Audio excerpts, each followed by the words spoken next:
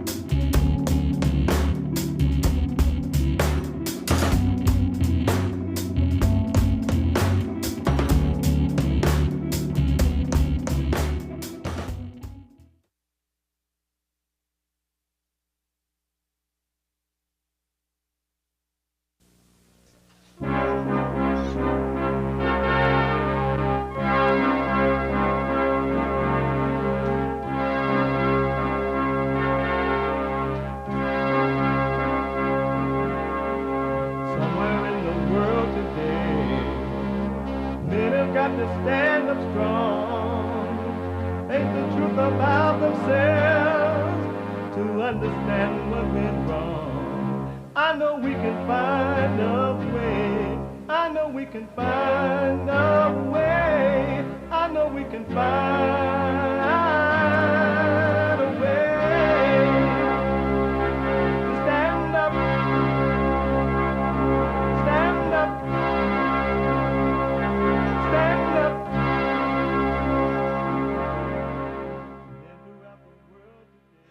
Uniting the races with truth instead of dividing them with lies. We're also rebuilding the family by rebuilding the man. I'm Jesse Lee Peterson. Welcome to the show. Why is that red light not on?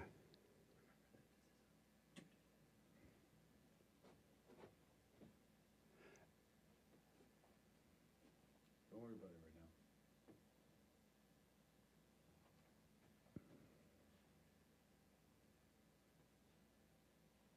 Don't worry about it right now. Does it need to be on? No, It doesn't need to be on. it does not. Welcome to the show. I'm Jesse Lee Peterson. Thank you so much for being with me. It's on right now. You can get involved by calling 888-7753-773, 888-77-JESSE, Jesse, Jesse. My biblical question for this week, my biblical question: can you see the contradiction between the way you think and the way you are? Can you see the contradiction between the way you think and the way you are? Amazing.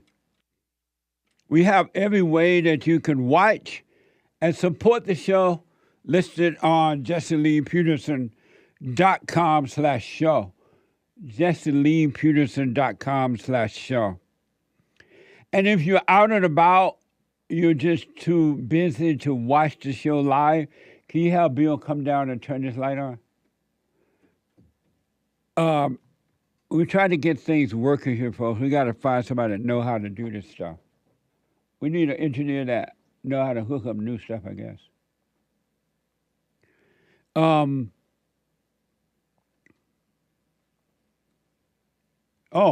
If you're out and about and you don't have time to just watch the show live, you can be listening no matter what you're doing. You could be listening by calling the listen line on TalkStream Live. You can podcast, but you can call the listen line at 641-793-1500. 641-793-1500. I'll be right back. Well, I got to get the engineer. Can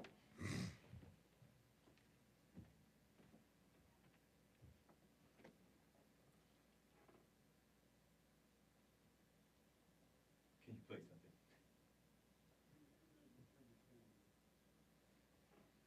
Like a commercial? Or no? The light is not on.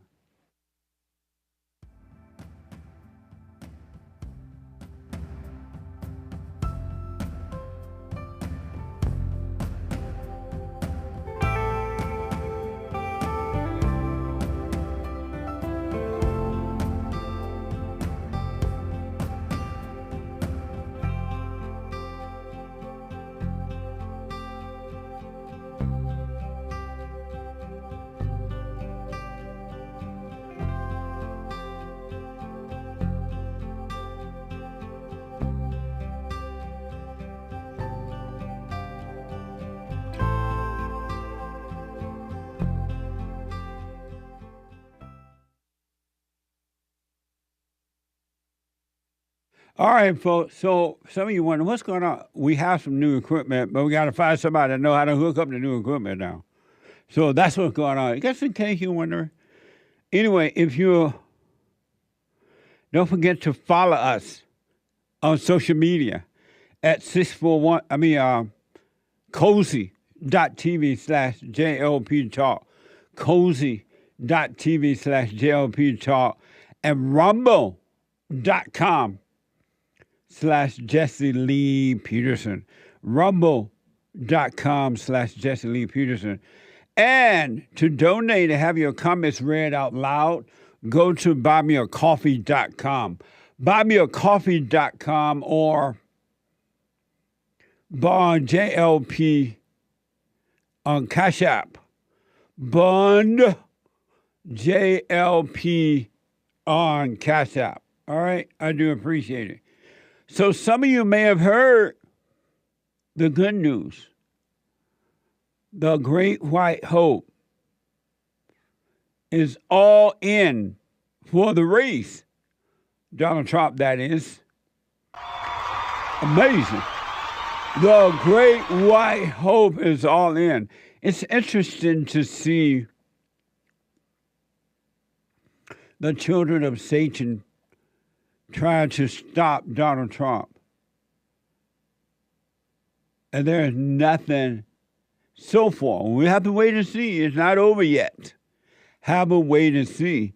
But so far, with all that they have dumped on him,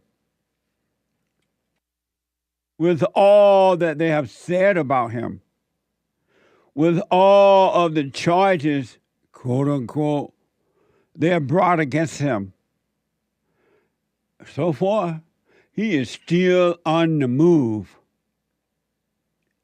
So there has to be something special about him that we don't know so far.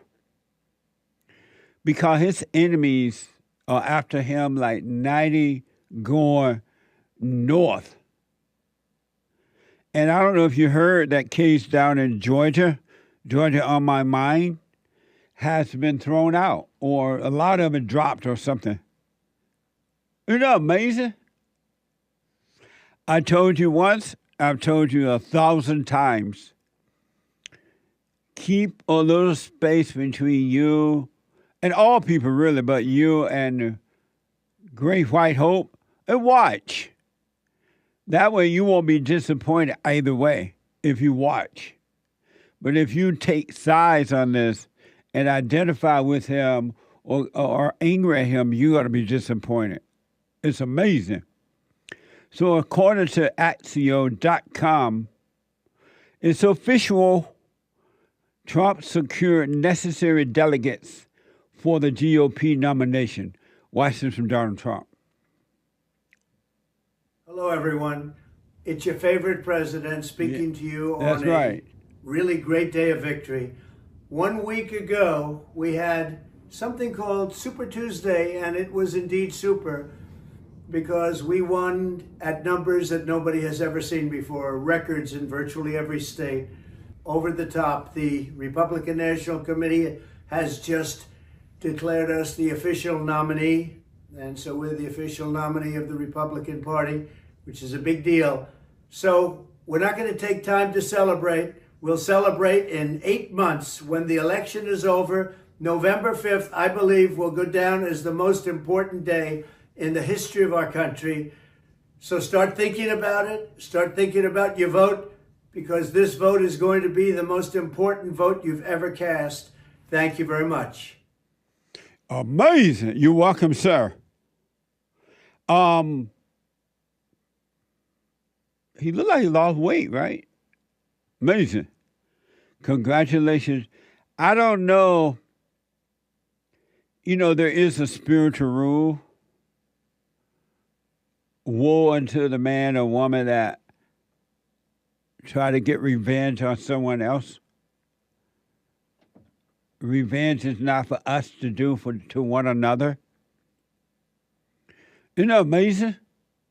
And these people, I was thinking about that liberal black female, so-called DA, I guess that's what she is, over in New York, and this one down in Georgia, how they hate Donald Trump. And in their hatred, they have a glee of trying to get revenge. He never done anything to them.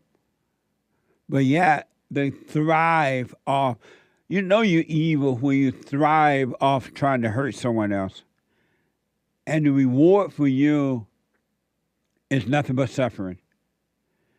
A revengeful person will never find joy, never find peace, because that fake thrill they get from trying to hurt others is only a fake thrill.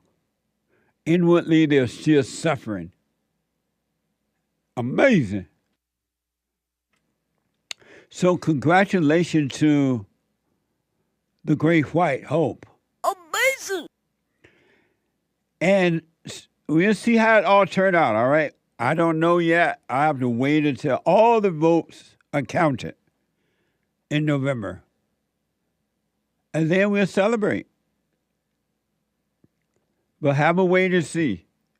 Because you have not seen anything yet. And I've noticed already they are starting to rally, the liberals and the right-o Republicans have started to attack Donald Trump personally, rather than dealing with the issues that Americans care about. They are going personal on him, calling him Hitler and all that kind of stuff, because they have nothing else. They can't say anything good that they have done to make America great again. And so now they only have attack because they know angry people love personal attacks. They thrive off personal attack because they have no peace. And so they are attacking Donald Trump personally in hopes that that will get your vote, because they have nothing else to offer. And when all else fail, go personal. And most people cannot handle personal attacks, but Donald Trump can. And that is overwhelming them. They don't know what to do with that. They never met a person that can handle personal attacks and still move forward. They're like, well, what do I have then? So the attacks are gonna get worse between now and November. So get ready. It's gonna be a bumpy ride. Amazing. And one thing I noticed about children of the lie, the children of evil, the children of hate. Remember when anger and resentment used to be called hate? In the good old days, anger and resentment was called hatred. You hate your mama, you hate this, you hate that. And then the children of the deceiver came along and said, well, you know what? Hate sounds so bad. How are you going to say you hate your mama? How are you going to say you hate this? And the children of the lie said, yeah, you know, you're right about that. Hate just sounds strong because it's reality, so it sounds strong. And they didn't want reality to remain. So they said, let's change hate to resentment. And so the media and others started to call hatred resentment. And so they went along with that word for a while. Resentment, resentment, resentment. Oh, you resent. Yes, I do. Oh, resent. You resent your parent. I do. That sounds strong. How are you going to say you resent your parents? Or anyone? I know. Let's change that word resentment to anger. Let's change it to anger. And they agree, oh yeah, that sounds a little better. After all, Jesus was angry. So let's change it to anger. And so they did. They changed it from hate to resentment. Now they call it anger. But in reality, anyone that has anger has hatred. You're a hateful, evil person. And unless you, since they're changing the word to soften them down to cover up evil, you got to work on you and know that anger is evil. Anyone that has anger is evil. You cannot trust an angry person. An angry person is a murderer, if not in the physical, in the heart. An angry person is a murderer. Look how parents murder their children spiritually by being angry. The children or child greatest enemy is their mother. Number one enemy of children is the mother. She has anger. She is the enemy of the man's children or child because she will destroy the soul of that child from innocent and recreate it in her image, which is evil. You know, amazing. God said, trust not an angry person. An angry person is evil. They're of the devil. That's why anyone that has anger, your life is not working. And so that's what the enemies of good is trying to do with the illegal alien words. According to some magazine, talkiemagazine.com, newcomer is the latest euphemism for illegal alien. Because illegal alien just sounds strong. It's too real. Let's change illegal alien to newcomers. Isn't that amazing? Think about that. Covering up evil. You got to see in your own heart that you're evil, then you shall be free of it. It will be taken away. But they're changing illegal aliens to newcomers. These are not newcomers. These are law-breaking illegal aliens coming into our country. And they say, oh, look across the border. Who's coming? Newcomers. Who is swimming across the borders with drugs and crimes and coming from S-hole countries? Newcomers. Rather than building the wall, rather than keeping these people on the other side of the borders, they call them newcomers. And watch how many dumb people are going to start using that word. This is not an illegal alien. That's a newcomer. Okay? Watch your back and see what the newcomer will do. According to Oxford.com, a euphemism,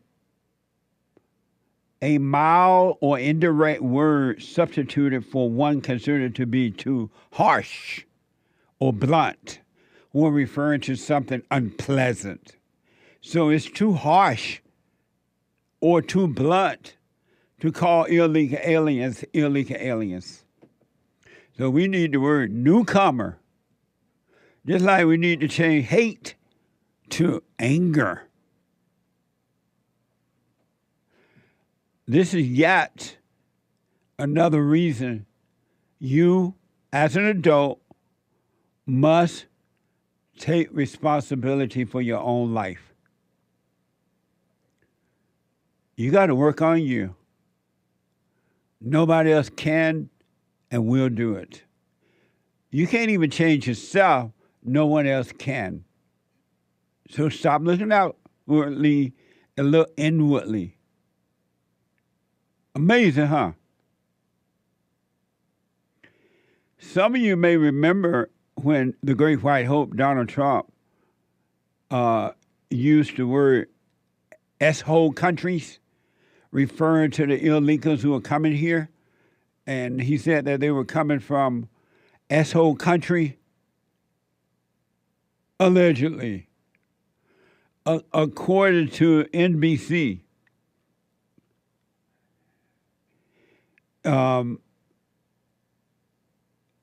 they didn't say allegedly. I'm saying allegedly.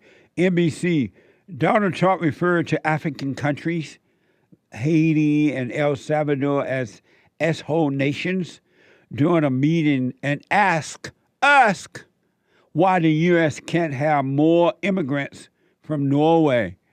Watch this from CBS. The White House isn't denying it for now. Donald Trump isn't talking about it, but plenty of others have something to say about Donald Trump's crude remarks about immigrants. Reports say the headline-making remarks happened during a meeting on immigration in the Oval Office. As you can see, some newspapers are printing the quote, others keeping it out of the bold print. A kind of split is happening, too, with television stations and networks, some suggesting parents hit the mute button if children are watching, too. When talk turned to Haiti and countries in Africa at that meeting, he apparently said, this is a quote, "Why are we having all these people from whole countries come here?" It brings back to the fore the suggestion he is not only contemptuous but racist. He apparently suggested he prefer immigrants from places like Norway. A Republican lawmaker, a daughter of Haitian immigrants, called it unkind, divisive, elitist, and flying in the face of our nation's values. Amazing. Now, have you seen Haiti lately? Does it look like Norway? Or does it look like a S-hole country? El Salvador, does it look like Norway? Or does it look like an S-hole country? I don't know if Donald Trump said that or not, but if he didn't, he should have, and said it out loud. I'm black and I'm proud. Amazing. Have you seen Haiti lately?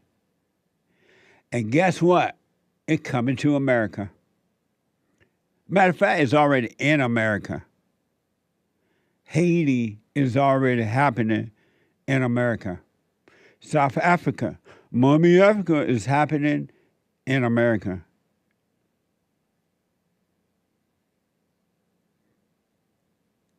So if Donald Trump did not say it, he should have. Haiti and El Salvador and places like that are S-hole country. That's why these people try to come here. And when they get here, they bring their culture with them. A culture of violence and a lack of love for what is right. And the American people pay for it. And these people rather just use nice words to cover it up. What a sad world we live in now, America. My country is gone. Apparently, if Donald Trump did say it, he was right about it, if he said it. According to Revolver.com and the Daily Express US.com, many are horrified by the chaos unrevealing in Haiti. Guess what, folks? 4,000 criminals broke out of two of Haiti's biggest prisons after it was attacked by gangs. 4,000 broke out of prison in Haiti. According to this report, after it was attacked by gangs. I saw a report somewhere, I don't know how true it is, but these people are coming from Haiti to Florida now on boats. Y'all think, and it is, it's bad with the illegal coming across the borders. Wait until these people get here from Haiti.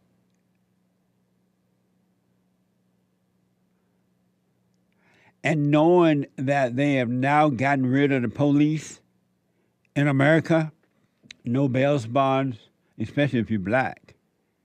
No, the judges are black females and they're going to let you out. The DAs are black, they're going to let you out. Woe unto America. Woe unto America. And white people, while you're running around in fear, you haven't seen fear yet. You had a chance to speak up years ago and say no to these people, but you didn't. And now they're coming after you. I have a video coming up a little later about a little white girl, according to the report, allegedly was knocked out by what looked like a black guy. They didn't say he was white, so he must have been black. While just walking down the street with a family in Santa Monica, California, he walked up and just knocked her out into the street. 6 years old. This is from Bloomberg.com. Gangs in Haiti set the Interior Minister ablaze and attacked police stations and government offices in the capital as the Caribbean nation descended further into chaos. Watch this from FirstPost.com.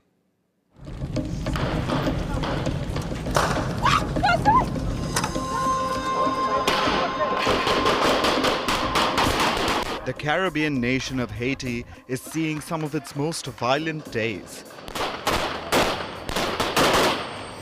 There's one man who is on a mission in Haiti. His name is Jimmy Cherizier, and he calls himself Barbecue. There are rumors that Cherizier got the nickname because he was accused of setting houses on fire. But Cherizier says he got the nickname because his mother sold fried chicken. I'll do it. Barbecue and his gang have attacked almost all the government institutions in Port-au-Prince. They attacked Haiti's main airport. Jimmy Barbecue Cherizier is on the warpath, and his demands are frightening. If Ariel Henry doesn't step down, the country will suffer a genocide. Once known as a lowly gang leader, Barbecue is now being called a revolutionary by many. Amazing. Black people are so loving and forgiving and endurance. Remember they used to say that about the blacks? Everywhere blacks dwell or run the country or whatever, city, state, this is what you get. Look at all the states and cities in this country where blacks are in control. You have small Haiti happening. Crime and carjacking and killing and drugs and just everything. Isn't that amazing? Think about that. Don't you wonder why that is? Of all races, this is the only race of people that whatever they touch turn to dust. And those people coming here add on to what's already happening. Because I hear that down in Florida, the governor is trying to do something about it.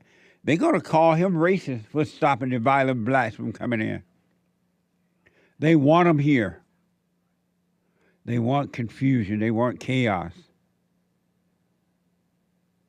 According to the Daily Express, US.com, a journalist on the ground said, the gang seemingly want to kill as many people as they can. They want to appear as murderous. They want to appear as murderous and as violent as possible. We have seen images of people being tortured.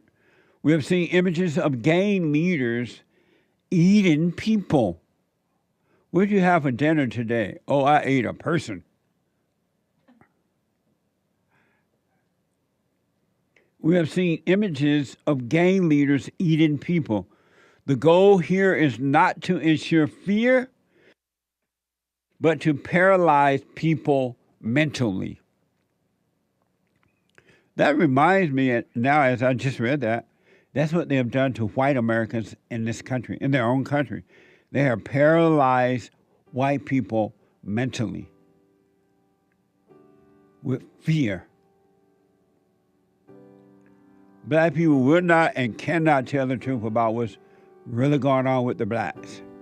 They have to lie, pretend it's racism too. May God have mercy on my country.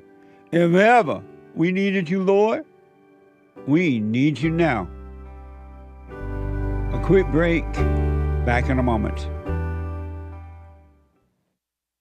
Now, I totally disagree with the way things are going, but you can't be angry. because that's what the enemy wants. He wants to control you. They do things to make you mad so they can control you. It's like being married. And the wife would do things to make you mad, or she'll do things to make you feel good. And men do that to women too when they want something from the woman, especially sex. They'll make her feel good or they'll make her angry. And the woman's gonna have to say, you don't want to be angry. You want to speak up. You want to disagree with what's going on. It's wrong, but do not be angry. Then you won't have fear. You won't have doubt. You won't have worries. You'll be able to see, but you got to stay away from anger. That's why you must forgive your mothers and your fathers so that you can overcome the spirit of anger. It's a spirit and it's wicked. Nothing good in anger because it has no love, folks. You need love to defeat evil. And love is not a weakness.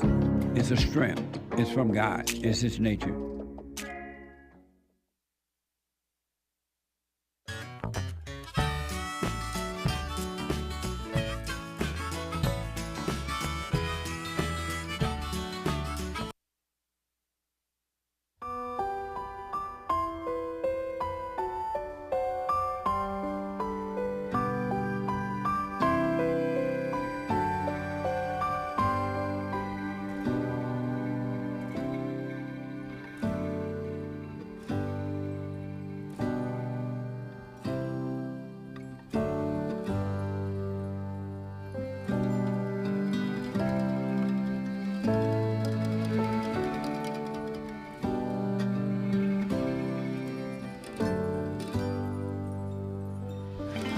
A spiritual battle. Hell is on earth. Anyone that has anger is living in hell. And they're going to bring hell upon themselves and you if you allow it to happen. Fret not. Fret not. Greater is he in you than he that's in the world. But you got to live from within you.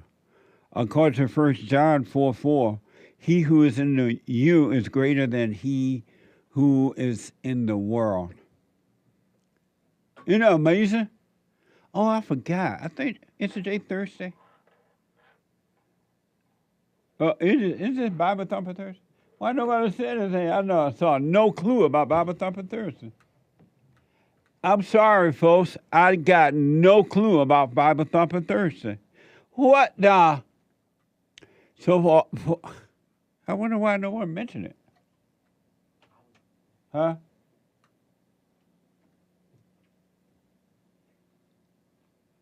Amazing. Every Thursday, for those who are tuning in for the first time, and I do apologize, I didn't see anything in my packet about it or anything. Silent. Oh, Bible Thumper, how did that happen?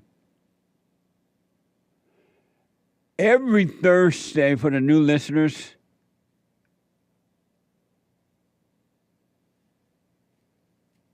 who might not know, we take all calls. But because when I try to talk to Bible thumpers, it's difficult. Because all they're doing is thinking about scriptures while you're even discussing with them. Their mind is not on the conversation.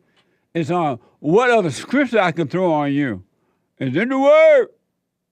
We decided to have Bible Thumper Thursday.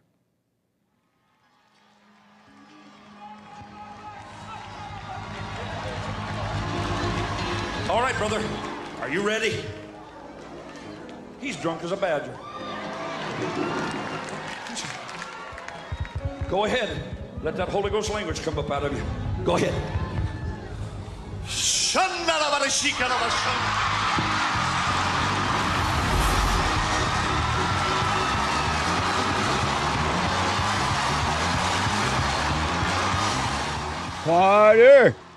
Party over here. It's Bible Thumper Thursday. I really apologize. I totally forgot. I mentioned the mess that's happening over in Haiti. And the intent, as they said in this Daily Express US.com article, the goal in Haiti is not just to ensure fear, but to paralyze people mentally. Are you paralyzed mentally? And the one thing I can promise you, And without a doubt, anyone that has anger is paralyzed mentally. You have fear, you have doubt, you have wants, you have loneliness, suicidal thoughts. You have what they call depression, post-traumatic syndrome mess. It's all evil. Anyone that has anger is evil. Your mind is paralyzed. Why do you think white people in their own country that they found it and created cannot stand up in their own country? They're paralyzed mentally. They have fear. Get rid of anger, you can get rid of fear. Get rid of fear, you can get rid of anger. Fear is not of God. It's 100% of your God, Satan. And it doesn't matter how many Bibles you read, how many churches you attend, how often you go to church. If you have anger, you are of your father, the devil. And you're destroying everything you touch. And I said some 30-something years ago in my writings and everything to white people, don't fall for the lie that you are the problem for the blacks. Black people are not suffering because of slavery. Black people are not suffering because of Jim Crow or any of those things. It's 30-something years ago I said it. I said, they're lying to you. Well, white people just feel a sense of guilt, a sense of blame. Why? Well, slavery did happen, but you don't know anything about slavery. Were you there?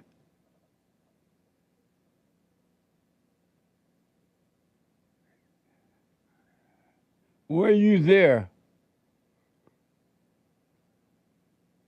No, but what? You have been lied to about slavery. And you even have blacks who don't know anything about slavery. We suffer because of slavery. I mean, how slavery ended like 150 years ago, give or take, and you suffering you wouldn't even thought of. But they believed a lie because they went to the Black Museum and they believed it to a lie. And that's why they're suffering, because they're blaming. Anyone who blames is a loser. Especially adult, children, your parents are responsible for you until you're of age. But anyone who blames as an adult, you're evil. You're a loser. So I want you to listen to blamers, and in your mind, just look at them blaming and complaining and know that you're looking at a loser. It doesn't matter how old they are, as long as they're not a kid. You're looking at a loser. Losers blame. You got to blame it on somebody if you can't blame it on the rain. Blame it on the rain. You got to blame it on something. You're a loser. And the reason you're a loser and blame it because you're angry and you cannot see. Isn't that amazing? Greater is he that is in you than he that's in the world. You got to find the kingdom of heaven within. And it is there. And once you enter that kingdom, all blame disappear.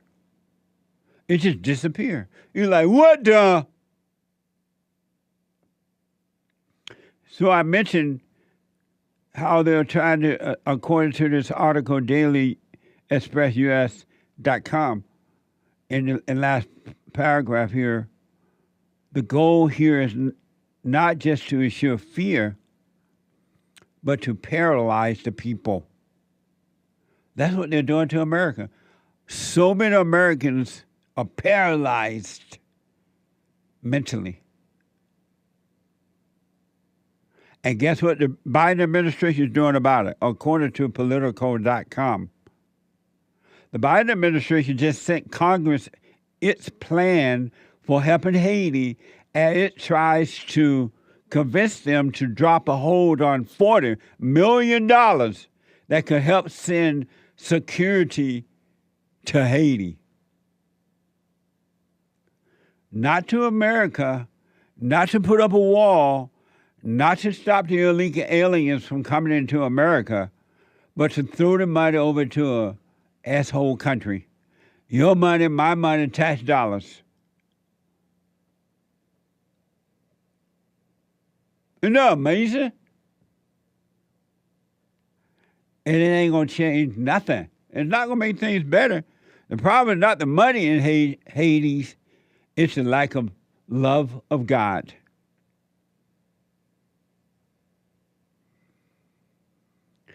And it's crazy. And they can get away with it because you're going to keep voting for them. They're going to throw your money into Haiti and then come and lie to you about why they did it, and then you're going to vote for them. Because you are paralyzed mentally.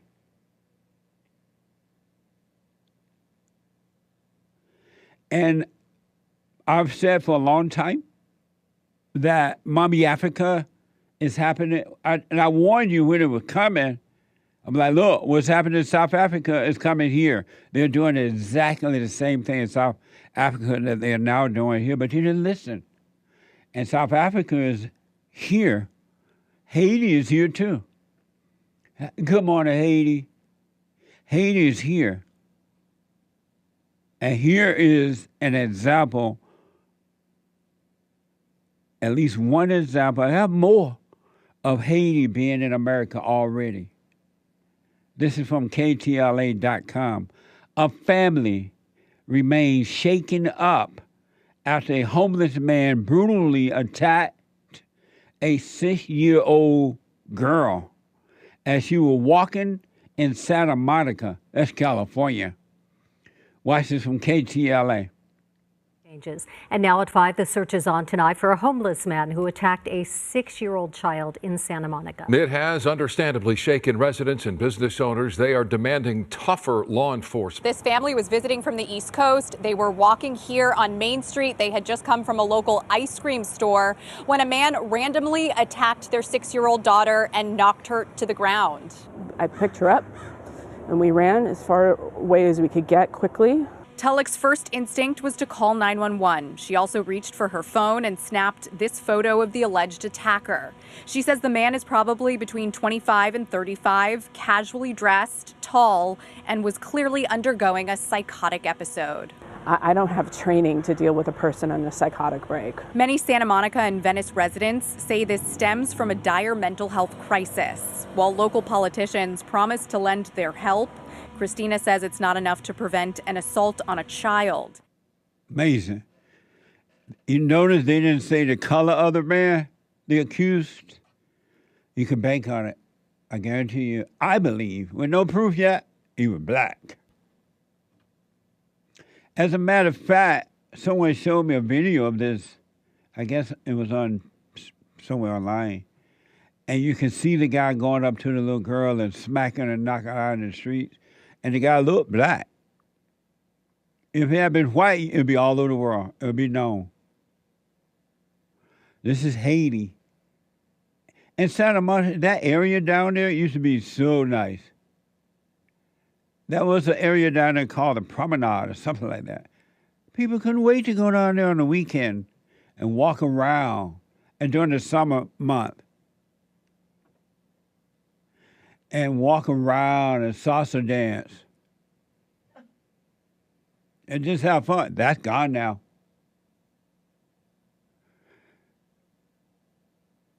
That's Haiti in America.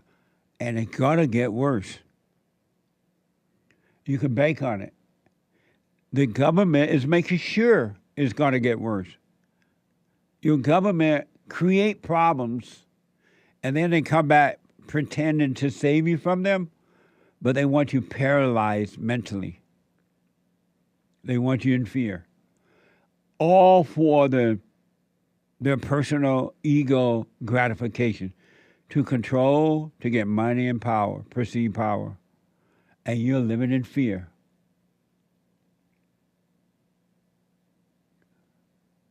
If you think that's bad, according to the New York Post, a motorist allegedly slammed into his girlfriend on a New Orleans sidewalk, sending her crashing through a wall and killing her. Watch this from Fox. That's a $2 million bond for the man accused of running over and killing a woman yesterday in Murray Street after an argument. Anthony Cooper faces a charge of second-degree murder. Court documents identify the victim as 21-year-old Anastasia Rayborn. Her family provided Fox 8 with these photos of her. According to court documents, detectives are reviewing surveillance video that includes audio. A woman who lives near yesterday's crash site says her cameras captured what she believes was an argument before Rayborn was hit by the vehicle, which crashed into a building. Amazing. One thing about the blacks, they'll kill each other, and now they'll kill white people. They don't mind killing the white. It used to be most of themselves, and it still is, but in an odd kind of a way, they have been given permission to kill the whites. And I say given permission because for the last 70 years, they've been accusing white people. They call them racist.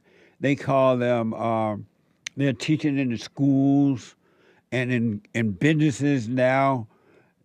White people are this and that. And white kids are being attacked all the time in the schools and everywhere now. At the workplace, they have the DEI. Is they called DEI? Huh? DEI, whatever DEI is. Let me go find out what's DEI. Diversity, equity, and inclusion. Diversity, equity, and inclusion. Hate, and blame the white and kill the whites. That's what that means. And because blacks are not individuals anymore, not all, but they don't take control of their own life. They'll hand it over to someone else. Whatever these people tell them to do, they do it.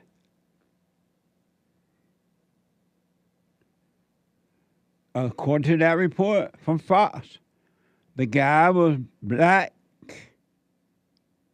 or from New York Post, not Fox, New York Post. And the girl looked white to me. She dead.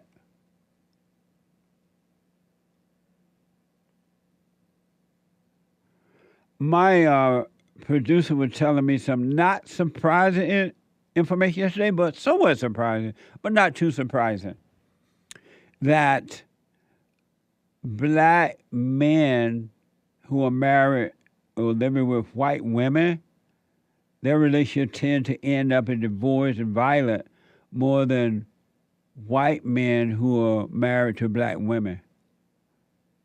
I've not heard that report before, but I wasn't surprised to hear it.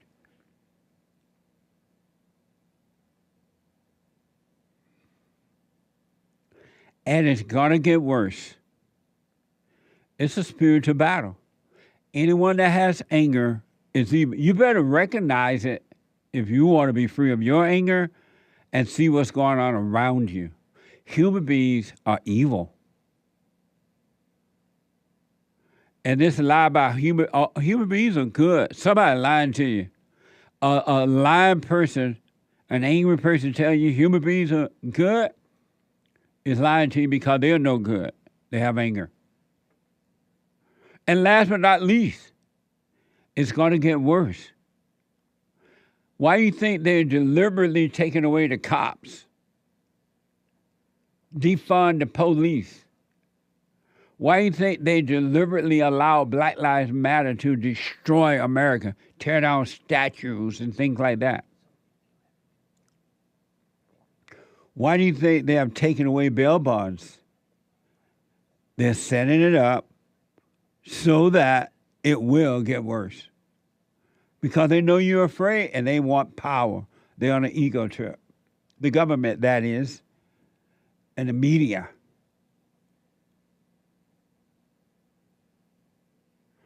And for the most part, the cops have given up, at least in most of these states. And can you blame them? No. Cops are human too. Say their names. Cops are human. Say their names. For the most part, they have given up. According to townhall.com, Pittsburgh they were making significant changes toward how they would maintain public safety and enforce the law. Watch this from 11 News. They will no longer respond to calls that aren't considered in-progress emergency. That means calls like criminal mischief, theft, harassment, and most burglary alarms will all be handled by an enhanced telephone reporting unit. That means residents will file a police report over the phone.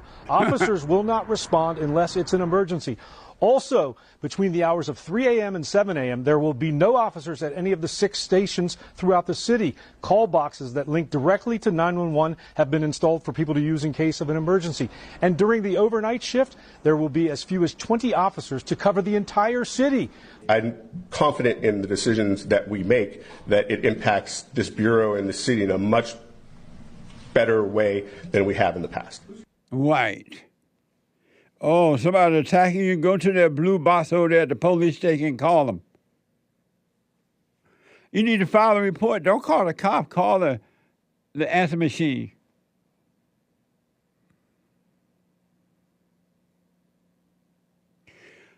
What a mess. You still want the blacks running your country? Did you forget about Gary, Indiana, Chicago, New Orleans, Los Angeles, New York?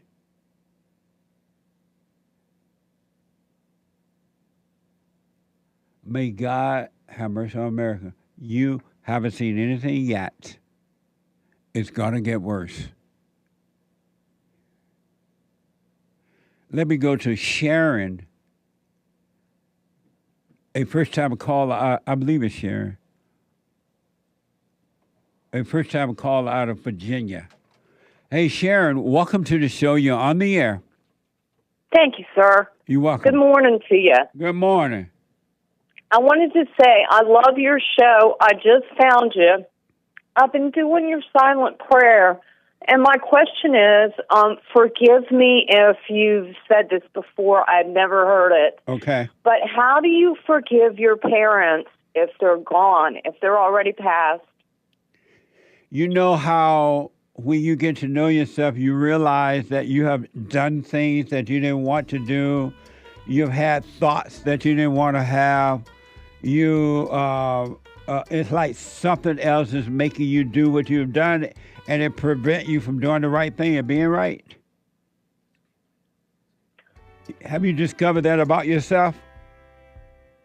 I'm not perfect, sure. I have thoughts, and I do things that I don't understand why I do them sometimes. Well, your parents the same way, they couldn't help it. If you could realize that about yourself, and now that they have expired, it would cause you to realize that about them, and that will cause you to forgive them. They did the best they could. I feel like I've forgiven them. I mean, I've wrote letters to them. Sharon, hold on for a minute. Hold on, Sharon. Sharon, hold on. Don't hang up. Hold on. Quick break. Back in a moment. So, here's what I recommend. I invite you to download my silent prayer. I know some people have called in and they wonder if the silent prayer is working. And I just want to take a second and to tell them that it works. You just have to stick with it. Yeah. That's the first thing I started doing before I even forgave my parents. And I was so depressed and suicidal at some times that I just would have to stop in the middle of my job or whatever I was doing and go into the silent prayer. And it really does help. Like, I don't have those anymore. Amazing. You haven't seen anything yet. Doubt every thought. Bring every thought into captivity. Just let them all pass.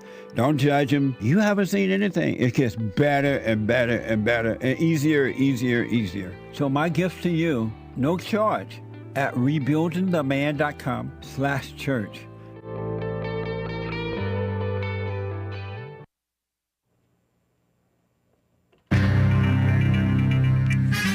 A whole lot of mess going on in the world. Am I right? This is the end of hour 1 already of Bible Thumper Thursday, March 14th, AD 2024. It's Pi Day for the nerds. Pi Day. 3.14, March 14th. Stay tuned for hour 2. JLP will be right back to your calls. The lines are full, guys. But first, Hake news, not fake news. Eclipse in a few weeks. Explain that, flat earthers. Commie Nonsense Network. CNN reports a total solar eclipse next month over Mexico and North America on April 8th will leave millions in awe, so predicts Commie Nonsense Network. Potentially expose some perplexing animal behaviors, too.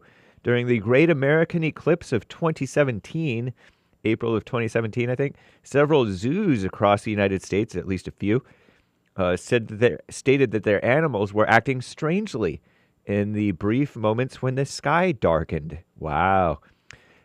Speaking of dark, fear-mongering about pregnant mothers dying in America may have been fake news.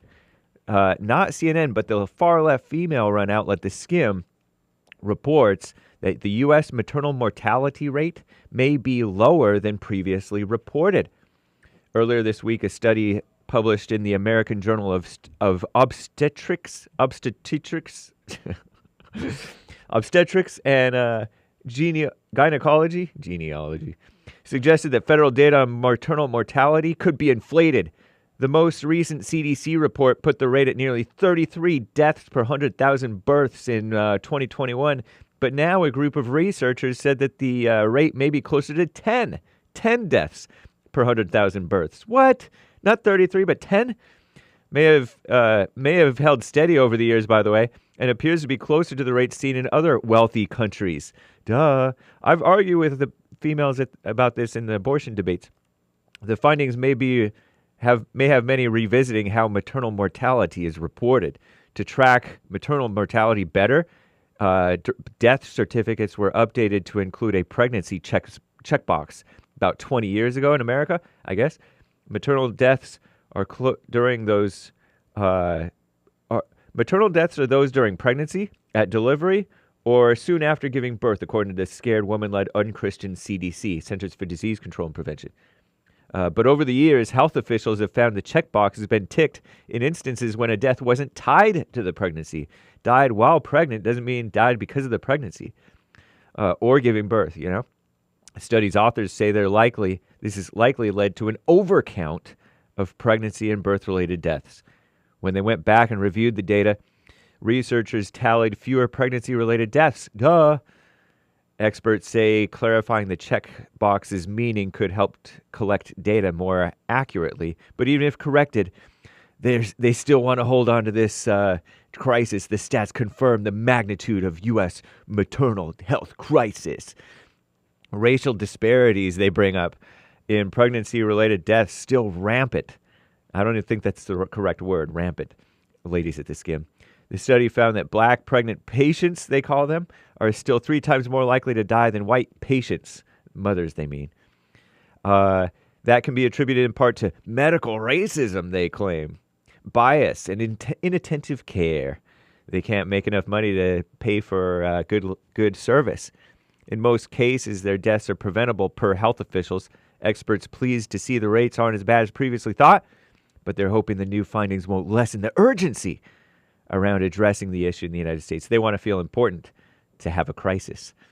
For years, U.S. health officials have sounded the alarm about the supposedly rising maternal mortality rate across the country. That number may actually be lower than previously thought, may not be rising after all. But experts say the U.S. still has more work to do when it comes to maternal health care. People got to start taking care of themselves, really, not doing it. China virus waste, speaking of health, so-called public health, people blew money. The U.S. government spent $4 trillion, according to Commie Nonsense Network, CNN, to address the COVID-19 pandemic, the China virus scamdemic. Yesterday, March 13th, marked exactly 4 years since our greatest president, Trump, declared a national emergency due to the rapid spread of the coronavirus. I'm James Hake. Now back to JLP. Hour 2.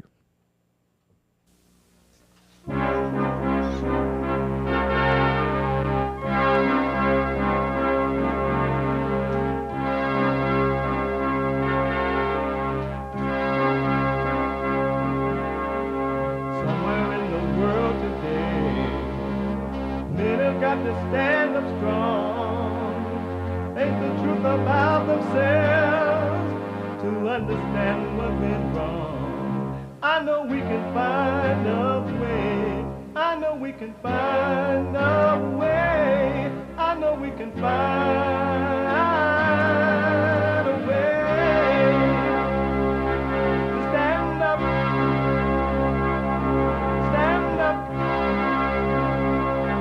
stand up. Uniting the races with truth instead of dividing them with lies. We're also rebuilding the family by rebuilding the man. I'm Jesse Lee Peterson. Welcome to the second hour of the show already. It's amazing. There's one line open. You want to jump in there real fast at 888-7753. 773 888-77-JESSE. My biblical question for this week. The biblical question: can you see the contradiction between the way you think and the way you are? Can you see the contradiction between the way you think and the way you are? Amazing question. We have every way that you can watch and support the show listed on JesseLeePeterson.com/show. JesseLeePeterson.com/show. And if you're out and about, beating up white people, snatching and grabbing, buying some fentanyl, crossing the borders, eating barbecue in Haiti because your mama cooked chicken, fried chicken. You still can be listening to the show. You can podcast the show, but you can be listening live while you're doing what you're doing, whatever it is you're doing, by calling the listen line at 641-793-1500, 641-793-1500. And you follow us on social media, JLP Talk on X, and Jesse Lee Peterson on Instagram. All right? And to donate and have your super chats read out loud, go to buymeacoffee.com/JLP Talk. Buymeacoffee.com/JLP Talk. And Bond JLP on Cash App. Bond, B-O-N-D, JLP on Cash App. Bond JLP on Cash App. It's Thursday. I apologize. I forgot it was Thursday. What the? Never ask a black man if he remembers. I forgot. It's Thursday. And every Thursday is Bible Thumper Thursday. Oh my God! Oh my God! Turn around and look at these people. What? From the Lord. I got what I wanted from the Lord. I'll go back to Washington. Oh, yes, I will. I'm a Southern Baptist. They don't believe in tongues. But God said it. I want it.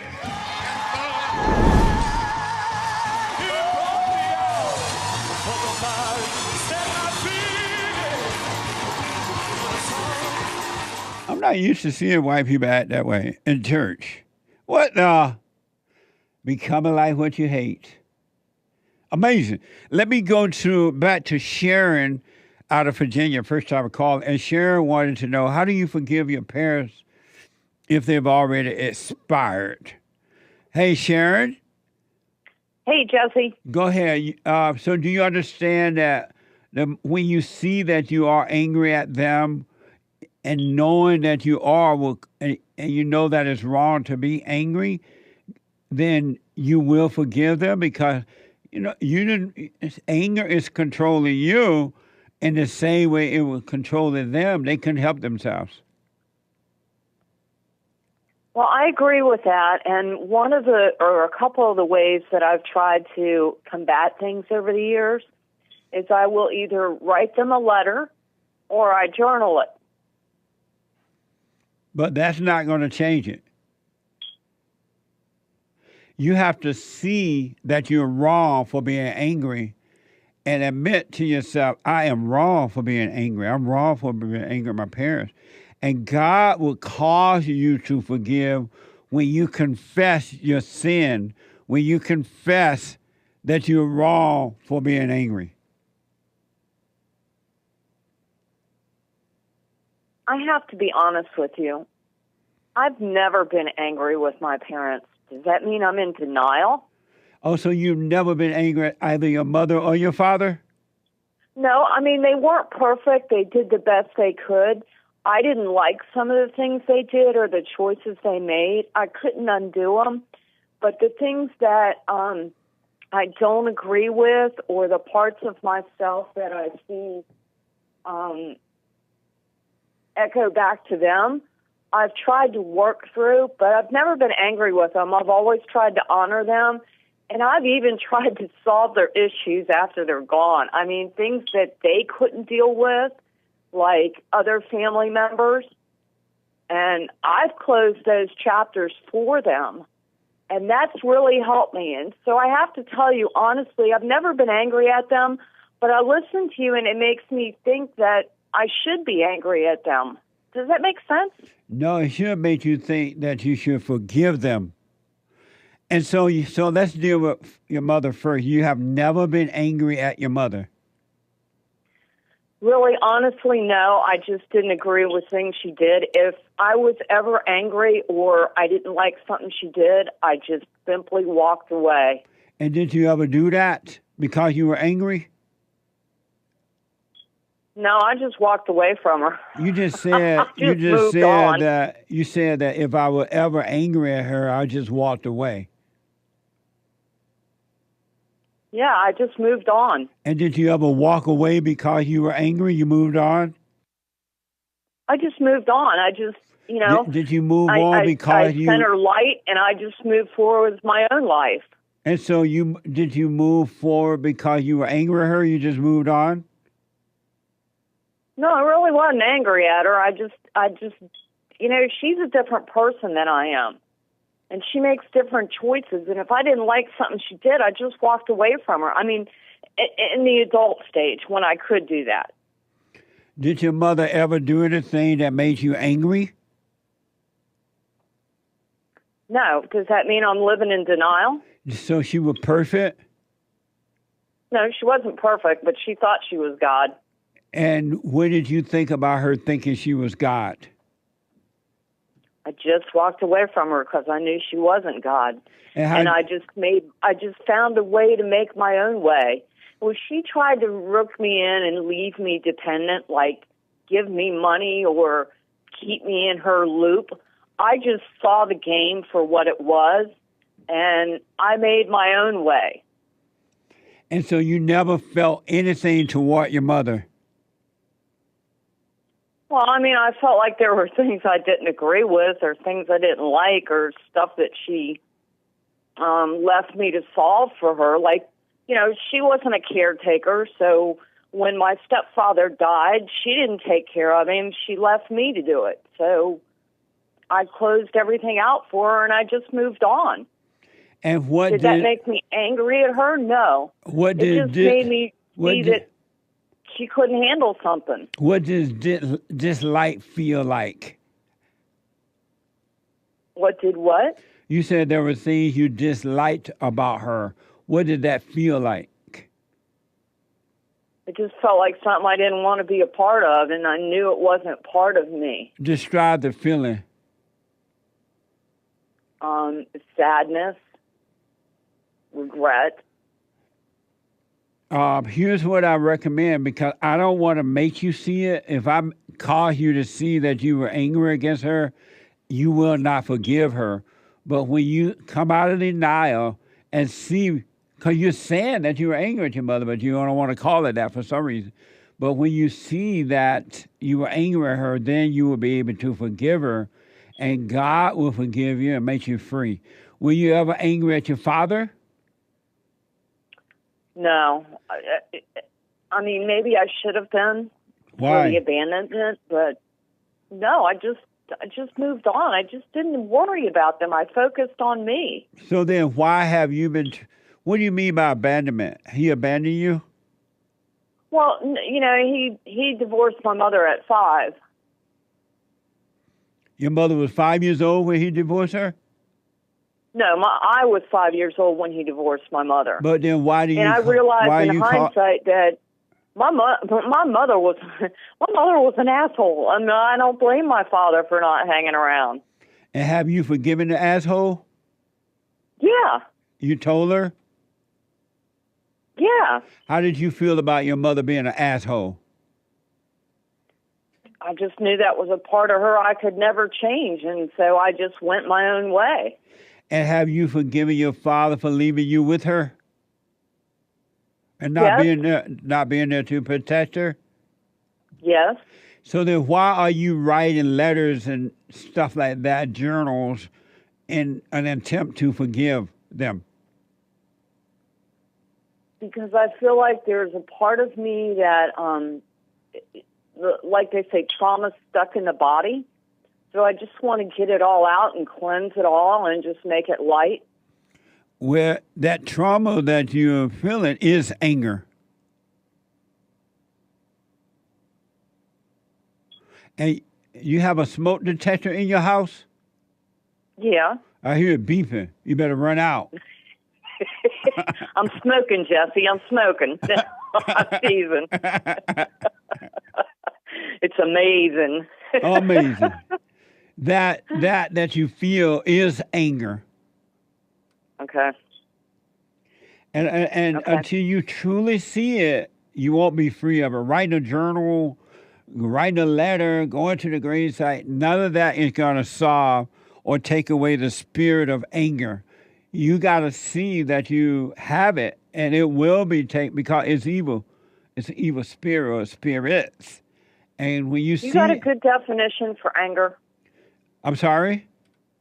Do you have a good definition for anger? Yes.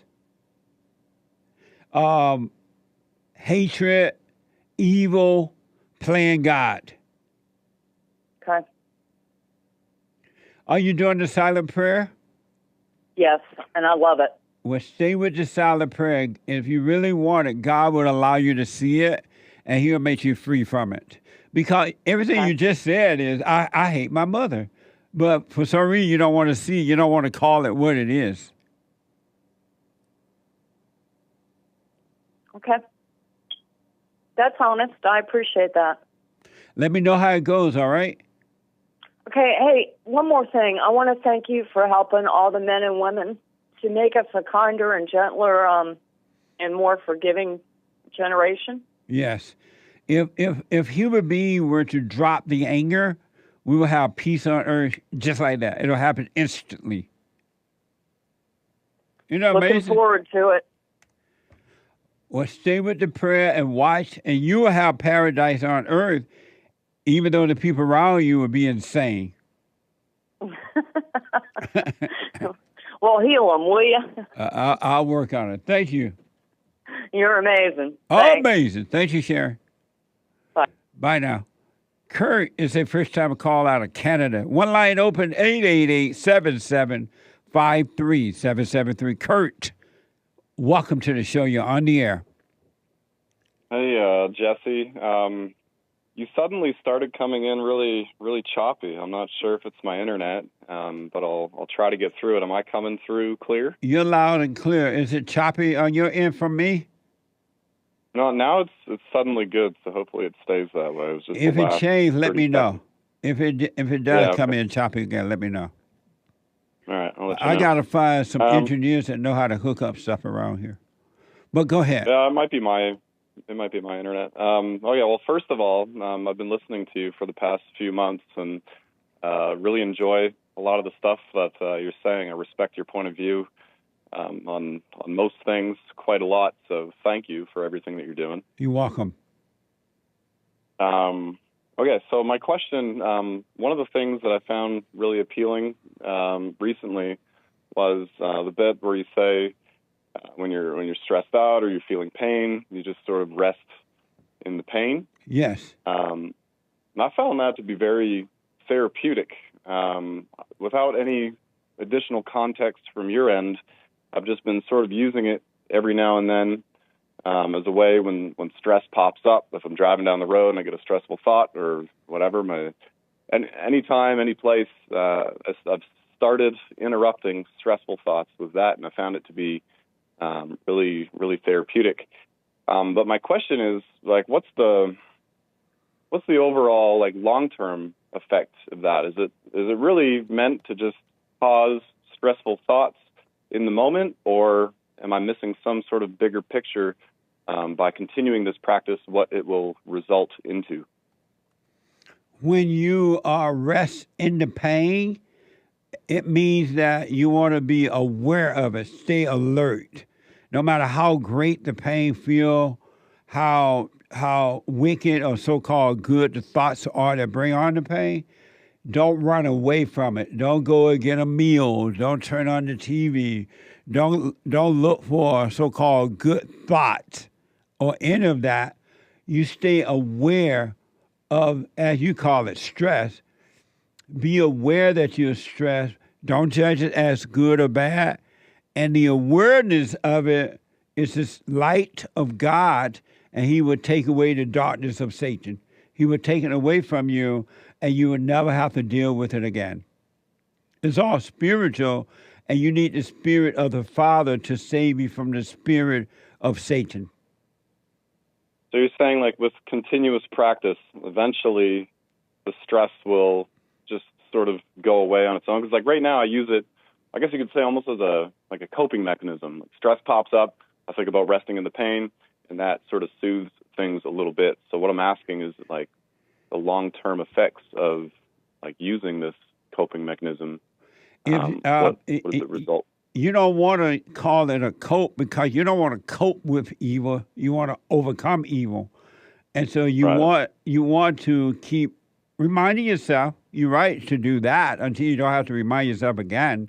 But you want to overcome evil. So if you stay with it, the spirit of stress, what you call stress, is really evil, will be taken away from you, eventually, Kurt, and you would never, it'll be gone, and there will be no such thing as stress. Stress would not be inside of you. It will be outside of you, but it'll make you better in life instead of being in you. It is abnormal for human beings to have stress within. Right. Okay. And I said, it will be taken away from you if you stay with it. Okay, great. I will stay with it. Can I ask another question? Yes. Okay. Well, my job is kind of stressful, I guess, in general, but like, I own a company. I'm on the brink of taking some pretty major steps, and the goal is to grow the company. We've been open for 6 or 7 years now, and if you look at a graph, like, it's always constantly gone up and up and up and up. I feel like I've reached a new plateau recently, and you get a little lost when you have, like, my company kind of runs itself, and I know what the next steps are that I need to take, but they're really big steps, and it's like I'm building my mind up to get to the point where I go and I take those steps, and it's a lot of risk, but the reward is more potential growth. And, I guess I'm having a hard time just biting the bullet on a few things that I know need to be, like, few of the initial things that I need to start doing in order to start those steps. So if you have any advice on taking on, like, big projects, that I guess you could say I'm a little scared of, I'd love to hear it. Number one, take one step at a time in a logical way. Don't take big steps. Don't take giant steps. You take little steps in a logical way, and they will lead to big things. It will naturally happen. And don't get into your mind about if it's going to work or not. Will this happen? What's going to happen? Always have a wait and see about anything. Don't let the devil tell you, well, this is not going to work. Well, if this happens, this is what's going to happen. Satan is lying to you, and he'll prevent you from making the right decision and cause you to make the wrong decision. So just take one step at a time and see what happens. Okay. And Any advice on not getting into your mind so much? Like what I said, like my company pretty much runs itself, so I've got all the time in the world right now. I find I'm kind of lonely and bored and directionless a lot of the time. You want to overcome your mind by forgiving your mother, because right now you've been recreating her image. Any man or woman that lives in their imagination are living the same life that their mother is living. And she has recreated your image by making you angry. And you escaped into your mind as a kid to try to survive. And now as an adult, when you forgive your mother for what she's done, you will be taken away from living in your imagination. You'll be. So why do you think it's has to be? Why do you think it has to do with my mother? I mean, for me, like I've been in situations where I don't have time to think about anything else. Like when building the company, and it's just really busy. But you want a non-thinking life. A life without thinking is an amazing life. A life of thinking is pure hell. And so, have you forgiven her already? I think so. Yeah. You there told was a her? period when I was. Sorry? You told your mother you forgive her? I don't know if I told her, but I know that, like, inside myself, there was a period where I was angry with her for a long time. I confronted her about that, and then eventually I knew that I needed to forgive her, and I didn't really know how to forgive someone, but I knew that I had to, and so I went through a period where, I was thinking about that a lot, and then now those feelings aren't really there. So I think I forgave her. Have you gone to her and forgiven her? Mother, I'm sorry for resenting you. I realize now you can't help yourself. You were crazy. I don't think I've had that conversation. So you have not forgiven her then? Why haven't you had that conversation? Well, because I forgave her from within, like within myself, I forgave her. God So said I to didn't- go and forgive. Satan told you to do it from within. Oh, okay. So I have to have the conversation with her and let her know I forgive her. You got to face her so you get your courage back when you forgive her. Okay. I'll do that. And do the silent prayer, rebuildingaman.com/prayer. Do the silent prayer so God, once you forgive her, God will bring you out of the darkness of your imagination. The imagination, all thoughts are all lies all the time about anything. The imagination is pure evil. The intellect is evil. Well, if all thoughts are evil, I mean, aren't some thoughts useful to plan, strategize, figure things out in life? Like what, for an example? Well, okay, so going back to building a business, like I'll think about, I'll plan strategies. Okay, like we have this customer, like how are we going to develop their business relations with us? And then I'll consciously think and plan and strategize and figure out, what's going to be the best solution for them. Promise solution to this I problem. promise you that once you forgive your mother and come out of your imagination, you don't have to do all that. You just naturally see what to do, and you would do it without trying to strategize and make it. I cannot strategize, and it's not even necessary. I wrote this little 7 guaranteed steps to family, financial, spiritual guide, and it was about how I was able to build the first company I have and this one, and I've done it without thinking about it. It just happened naturally. As I work on me, then life happened naturally. You don't have to make anything happen. It will happen naturally. The more you try to make it happen, the stressful it becomes, and it becomes difficult because you lost the imagination. Yeah, that makes a lot of sense. When I think about like other people that are doing what I'm doing, but they're doing it fast, and I know their character and I know the type of person they are. They just really live in the moment, and they're really part of reality. It seems like it's almost effortless for them. And that's what you have to do if you want to be free. Because what's going to happen when you come out of your imagination, God is going to work through your mind, through you, logically, to make anything you touch work. Because right now, Satan is controlling your mind. He is your God. When you forgive, God will control your mind. He is your God, and you will no longer have to deal with the devil inside of you.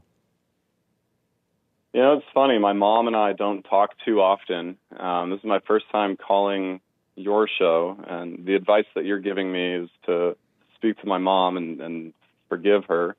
And then just last weekend, she reached out to me for the first time, like in forever, that she was, hey, I'm available for a call if you want to have a chat. I think she's getting lonely.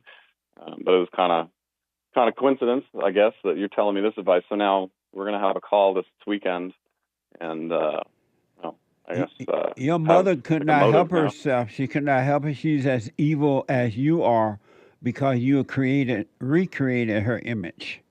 So she couldn't help it, just as you can't help yourself.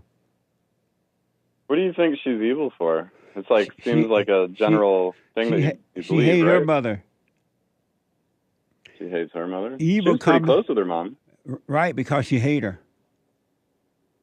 She's not close to How her does that work?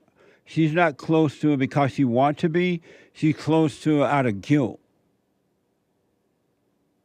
What kind of guilt? She feels a sense of obligation. While growing up, her mother made her feel obligated. I had you. I'm your mama. You got to take care of me. And because she won't forgive her mother, she's not able to walk away from her. And she feels hate for her, but she calls it love. Interesting. This is all like a pretty new concept for me. Again, I respect your opinions and everything else. So this is something that I'm willing to move forward on. Have you forgiven your father for not protecting you from your mother? I don't think I ever had resentment toward him for that. What did you resent him for? I don't think I ever really resented him. I wish he would have been around more because they were divorced when I was like 4. Have you talked to him about that? Father, why were you not around to protect me from Mama? You left me in hell. And hear his side of the story. Why haven't you had that conversation? Well, we've talked a little bit about it. Like, I know he did the best that he could. Like, he took us on trips. Like, he'd get us on the weekends and take us out of school and take us on all these trips, road trips across the U.S., things like that. Like, he did a lot. Why haven't you asked him why did he not protect you from her? Why haven't you had that conversation with him? Because I never viewed him as not protecting me from her. Well, how do you think your mother was able to get to you and recreate her image? Your father did not protect you from her. He didn't stand between. Fathers are supposed to stand between the children and the mother so that the evil that comes through the mother cannot be passed on to the children. Well, I think he did the best that he could. He was young. He was drinking a lot. So you're she right left about him that. because of that. You're right about that. He did the best he could, but you still need to have a conversation with him so you can understand him better and forgive him. I'm thinking, like, how can I have that conversation with him? Like this. How can I bring that up? You either go see him or you put him online there on YouTube, on Skype or something. Hey, Dad, why do you protect me from her, my mother? I mean, he did the best that he could, though. You're right. And your mother did, too. But you need to let him know that you realize that so you can forgive him. And you're right. Most children, they don't hate their father.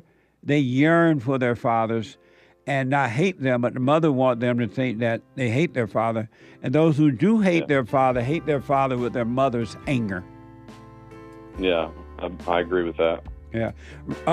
Kurt, I got to run. Let me know how it goes.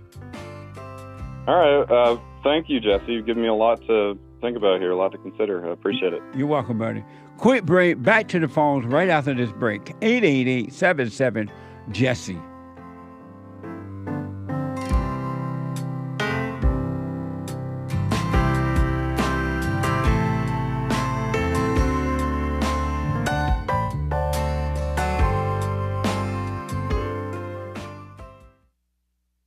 I have books that are amazing. I highly recommend you get them. 7 Guaranteed Steps to Spiritual, Family, and Financial Success Guide. Even if you're not starting a business, but you have a job, or you're on welfare, It can help you if you do. Be doers of the word, all right? From rage to responsibility. From rage. That's why I write about in the first chapter, especially how I overcame. Scam. How the black leadership exploits black Americans. They are using them, and blacks are too willing to be used. And then my last book, The Antidote, Healing America from the Poison of Hate, Blame, and Victimhood. They are all amazing books, and they are helpful. Go to rebuildingtheman.com if you want an autographed copy, or call 800-411-2663.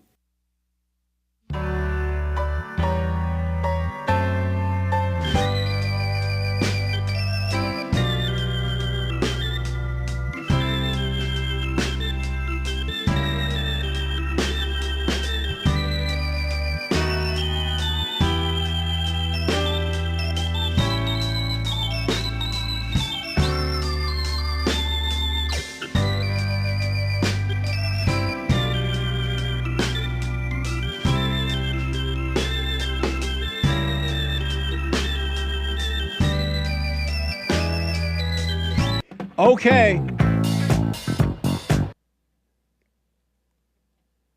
All right, welcome back. 888-7753-773. 888-77-JESSE. JESSE. Let me just tell you this real fast. Tomorrow, well, first, the Hake report, HAKE. TheHakeReport.com, and coming up right after my show, TheHakeReport.com. James Hake is on fire. The guy with the good hair. And then the Joel Friday TV, he black. Joel Friday TV at 11 a.m. Pacific time. Joel Friday TV. And then at 12 noon, the American Anchor Baby.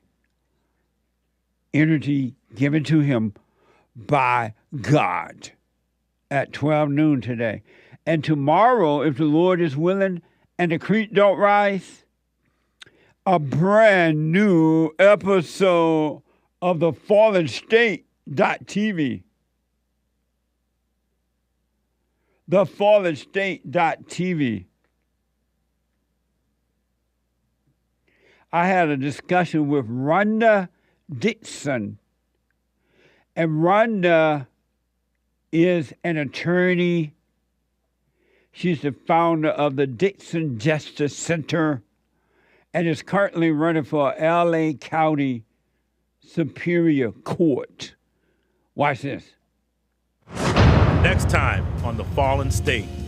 I'm a Buddhist. You're a Buddhist. Do you have anger? Sometimes I do. Do you know how to overcome it? By chanting Nam-myoho Renge Kyo. No, they ain't gonna do it. When you get to a point of hopelessness, what else can you do? You can forgive and come back to peace. So you don't believe evil exists? I believe in the yin and the yang. Are those Chinese people? Well, Buddha teaches you to love all people. So do you love white people? Sure. Sure. That's a hard one to swallow, huh? Amazing. That's Friday at 12 noon on the FallenState.tv. You can support the Fallen State there as well by going to the FallenState.tv/donate or locals.com. Locals.com. There's one line open at 888-7753-773. Super chat. Super chats. Lots of super chats to cover from Tuesday, Wednesday, and Thursday. Stan69 gave a diamond, saying, "Every mixed person I know has a non-white father." Meaning a white mother, but a non-white father. Oh, amazing. Thank you. He seems to think that women do it more than the men. As far as the whites. White women tend to marry out of their races more than the men? That's what he thinks.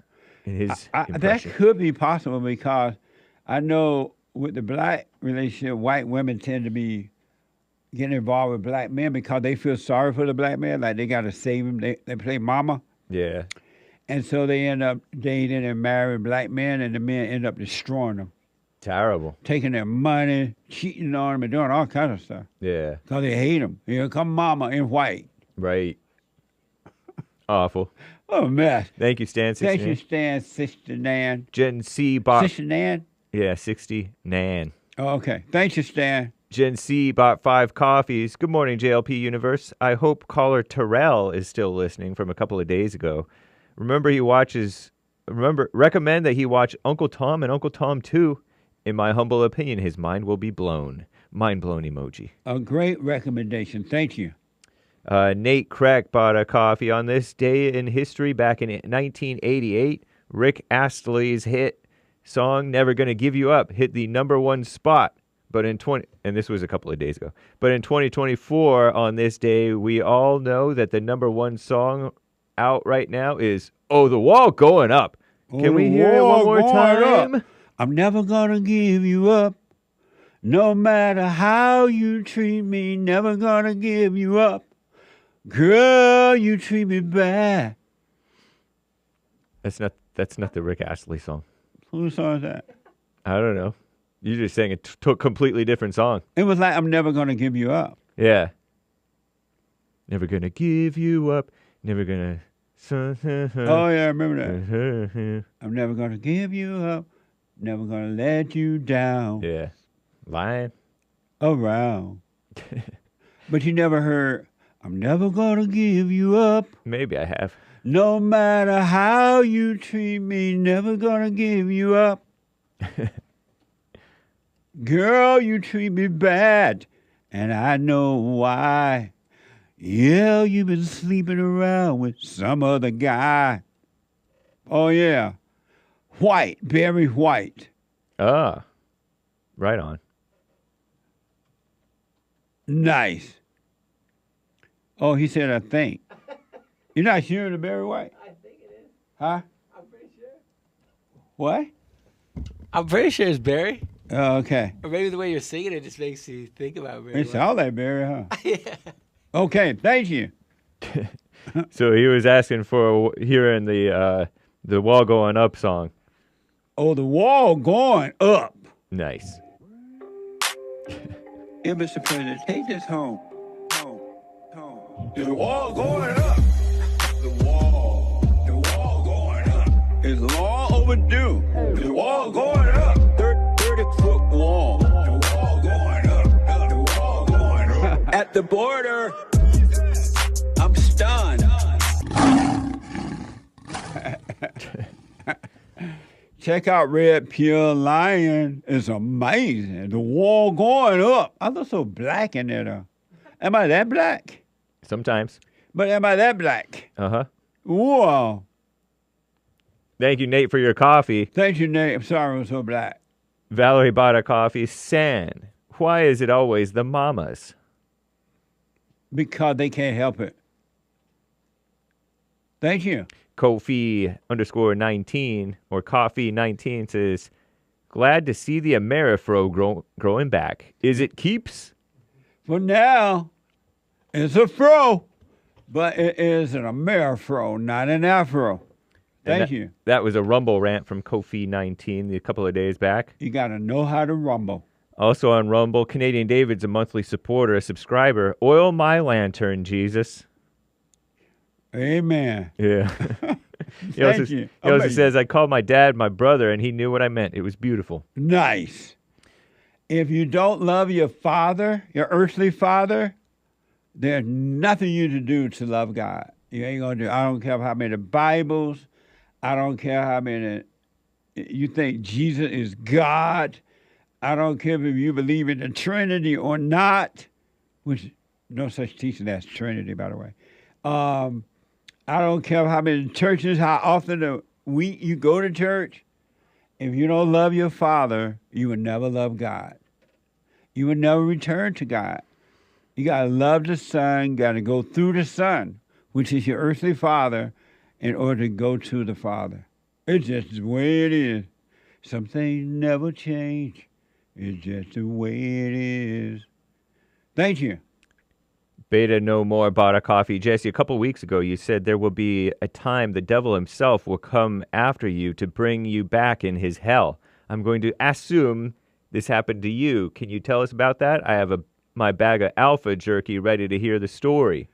Tupac didn't sing, I'm never going to give you up. Huh? The last song you just sang. What was that? The last song you just sang He is thinks Tupac. that's just the way it is? Well, Tupac sampled the song that I'm sure you're singing. That's just the way it is. Yeah. Some things never change. Tupac didn't make that. That was made before Tupac. That's true. But we only know the version that Tupac did. No, poor. It's Bruce Hornsby. It ain't Tupac. If Tupac did it, somebody else made it first. Yeah, he did sample it. Okay, may his soul rest in peace. Okay. Thank you. Yeah, thank you. He wanted to hear you talk facing Satan. What? He asked about. See, you were distracted. I was reading. Right.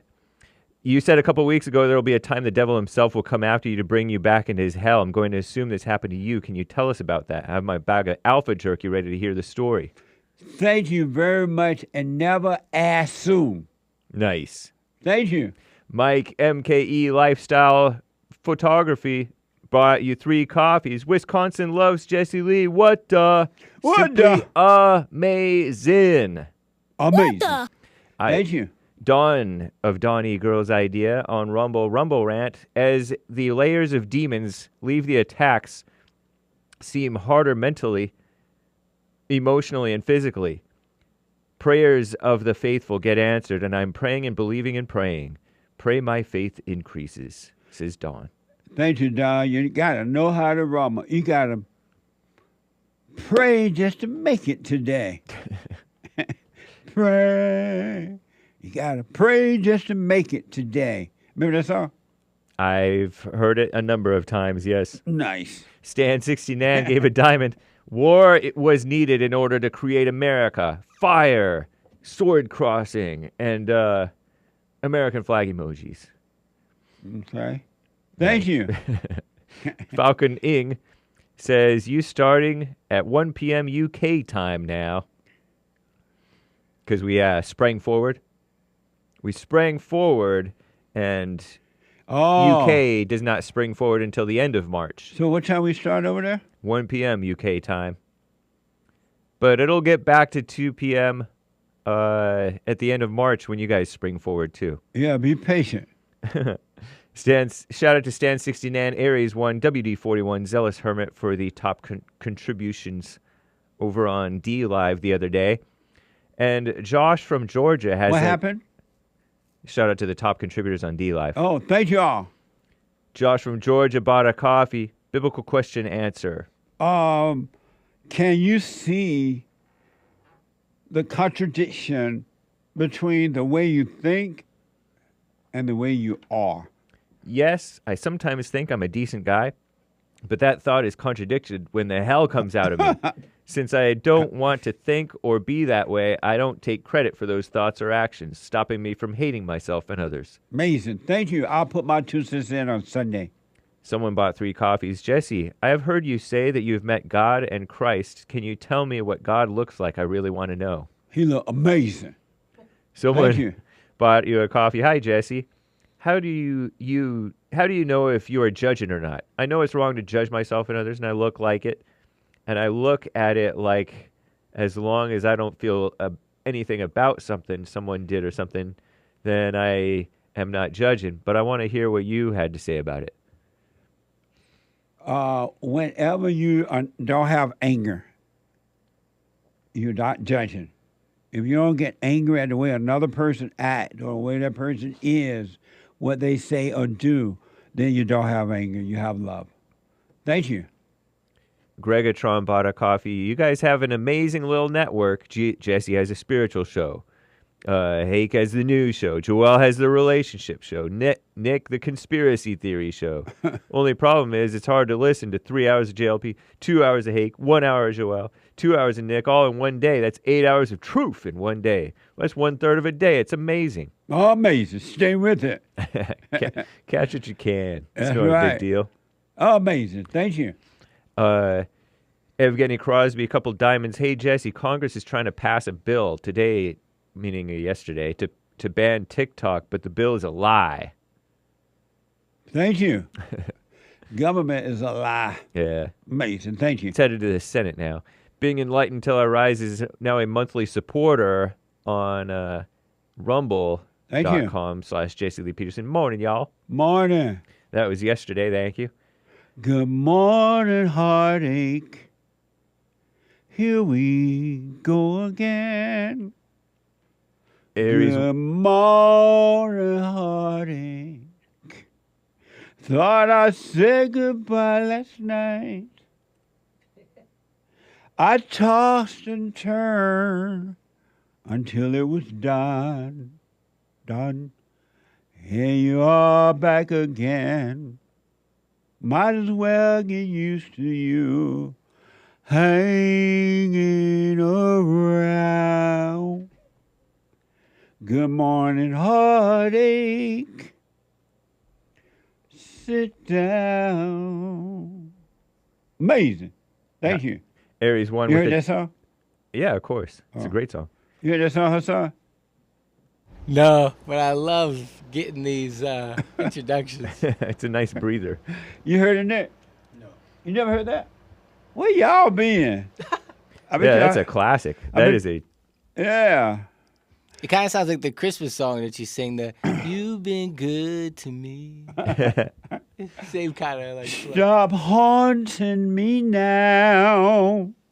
Is it Billie Holiday? I can't shake it no how. Just leave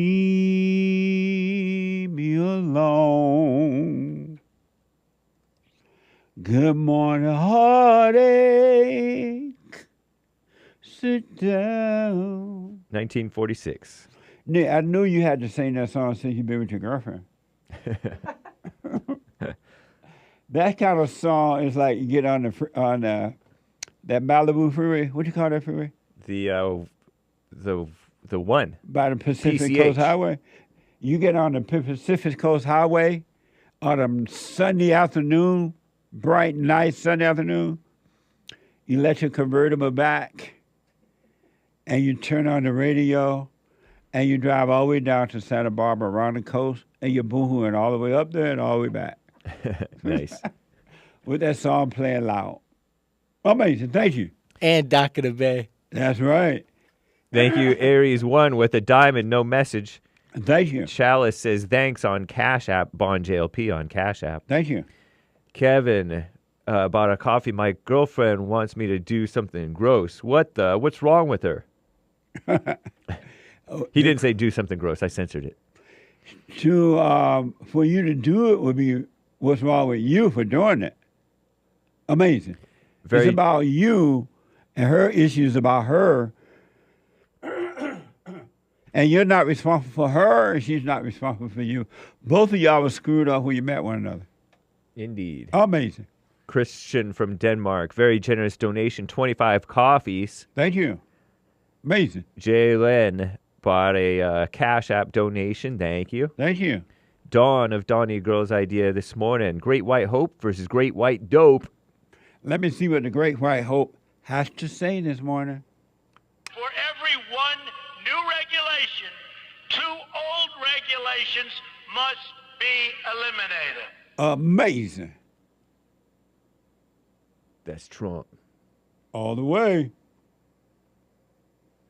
Thank you. White Boy Wednesday coffee. Answer to the biblical question.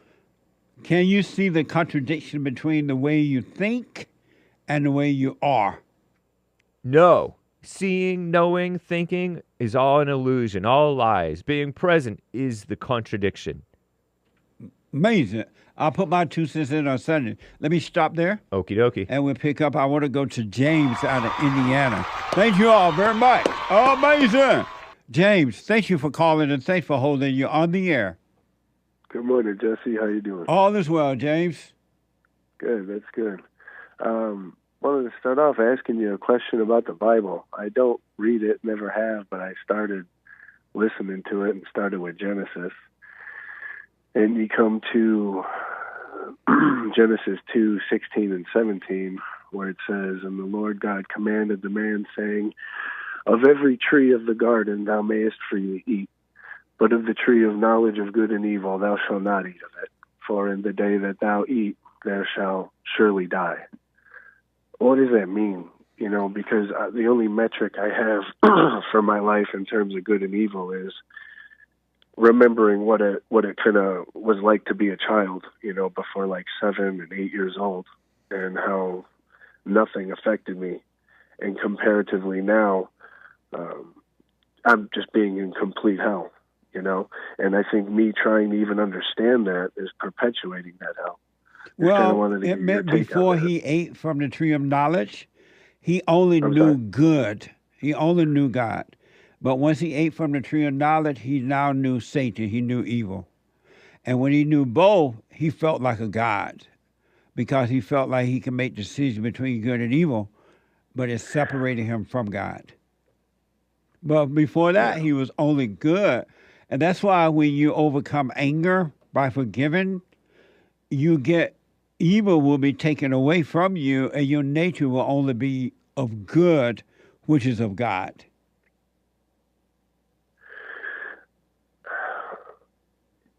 It seems so hard to just trust in that, you know? Don't try to trust in it. Just hear it and let it pass through.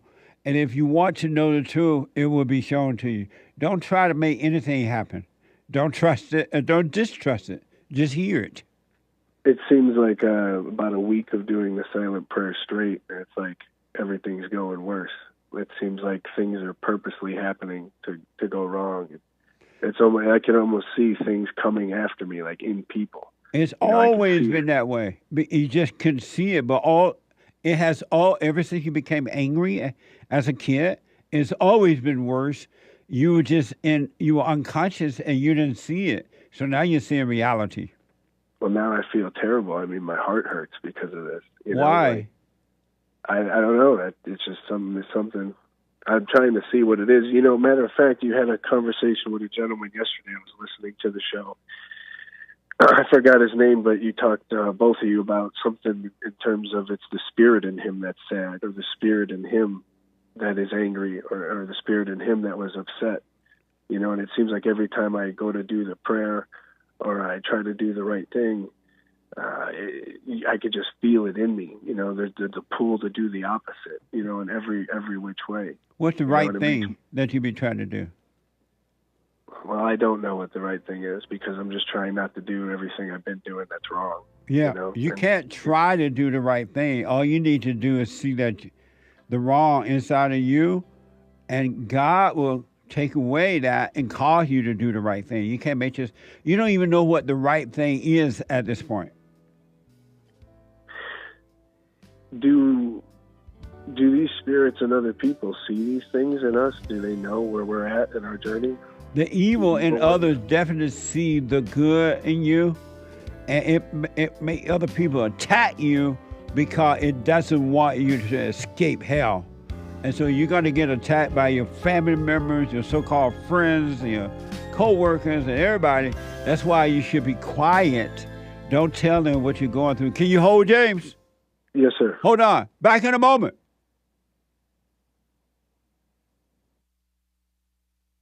Best counseling service on this side of heaven. I counsel with men and women, families, individuals around the world. Most people are unhappy. They're miserable. They have rough lives. They're depressed, suicidal, young and old, of all races. I understand, I know why, and I do understand it. Because exactly what's happening in me is happening with everybody outside of me, inside of them. And I've noticed that with those who really, really, really want to understand, they overcome it just like that, out of one counseling session. If you need counseling, you can go to rebuildingtheman.com or call 800-411-2663. 800-411-BOND. Best counseling service on this side of heaven.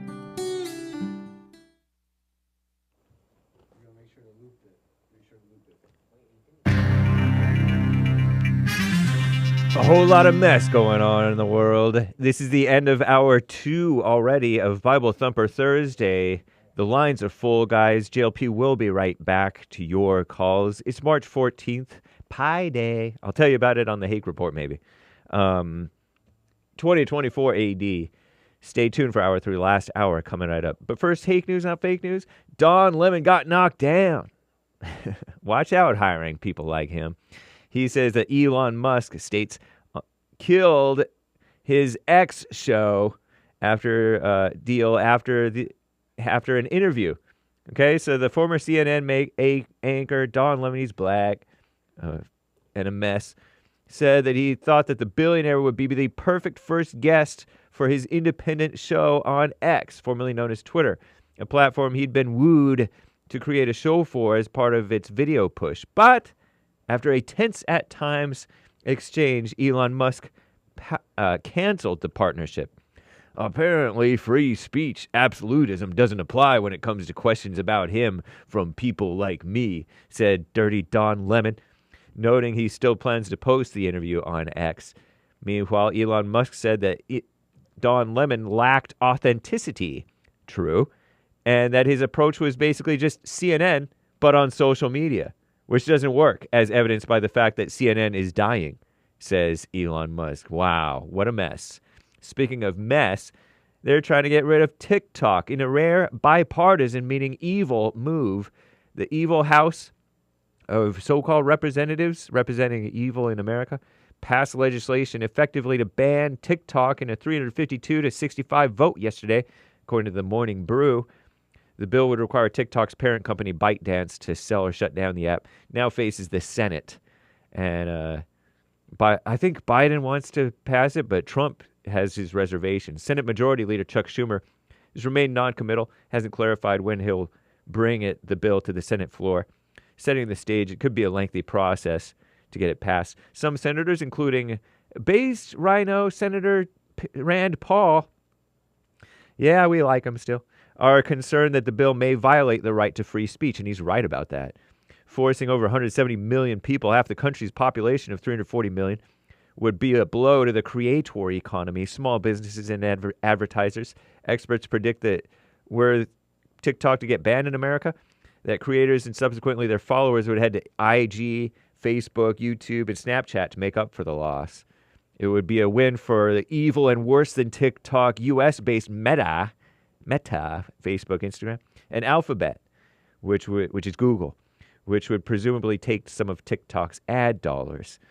It's a ban based on zero evidence, said a spokesman for TikTok to the Rhino outlet Wall Street Journal. They've spent over $21 million since 2019 lobbying to fight a ban in the government, per the nonprofit research group Open Secrets. A spokesman for the Foreign Ministry of China accused the U.S. of suppressing TikTok and said in the end, this will inevitably come back to bite the United States itself. Meanwhile, TikTok is banned in China itself.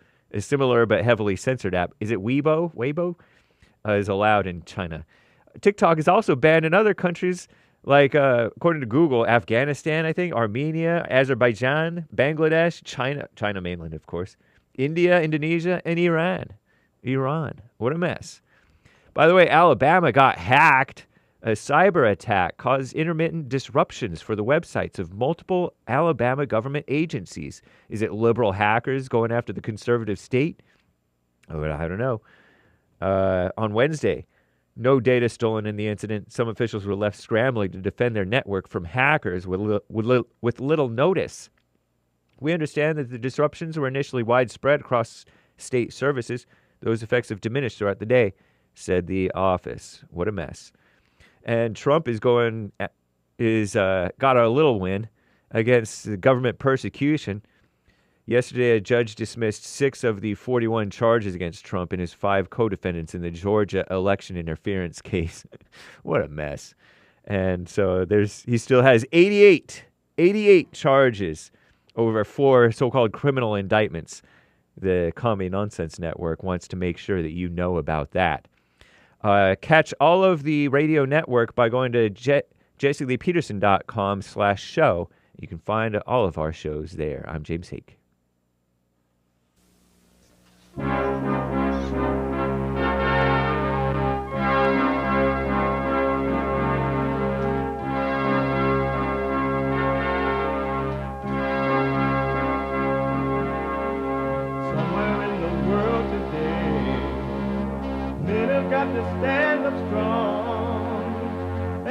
truth about themselves to understand what went wrong. I know we can find a way. I know we can find a way. I know we can find a way to stand up, stand up, stand up.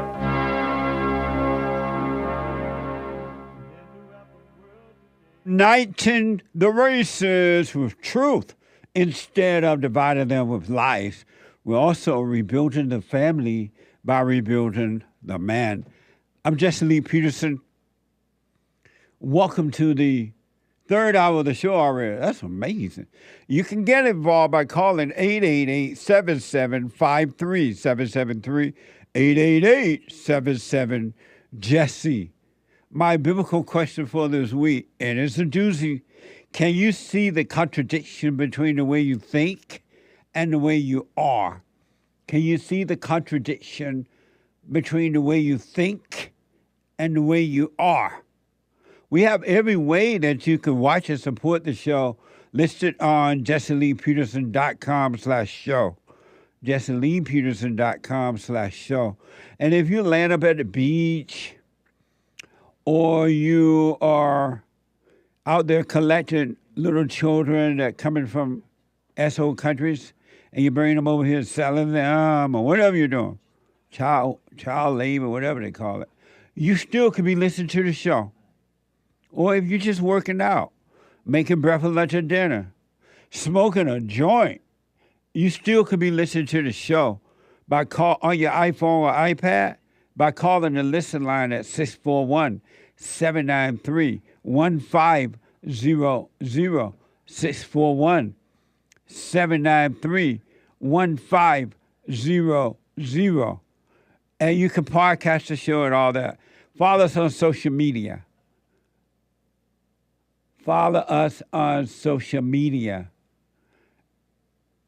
Jesse Lee Peterson on Instagram and JLP Talk on X. Jesse Lee Peterson on Instagram and JLP Talk on X. What else? Oh, to donate and have your comments read out loud. And we're going to get to all of the super chats. Go to buymeacoffee.com/JLP Talk or rebuildingtheman.com. All right? On rebuildingtheman.com, it's tax deductible. It's Thursday. It's the last hour of Thursday show. It is Bible Thumper Thursday. Oh, God. Oh, God. Are you ready? Are you ready? I don't feel your faith. Are you ready? Are you? Yeah. Hallelujah. Yeah. Thank you, Jesus. Hallelujah. Let me go back to James out of Indiana. Hey, James. Yes, sir. Thanks for holding. Did you have another question? Yeah. In terms of, trying to come out of your hell, how long would that take before one's dying? Are we even supposed to be dealing with this fight ourselves? Because it seems like so many people are going through years and years of trying to quote unquote wake up or come out of hell just to be spinning circles and doing nothing. That feels like what I've been doing for like 28 years. You've been trying to overcome your hell for 28 years? No, not 28 years, but just living in hell for 28 years. Right. Right. Well, never ask or never even consider how long it takes. If it takes a lifetime, you work on yourself and you will live in paradise on earth. But don't let the devil tell you, oh, how long is this going to take? This is too painful.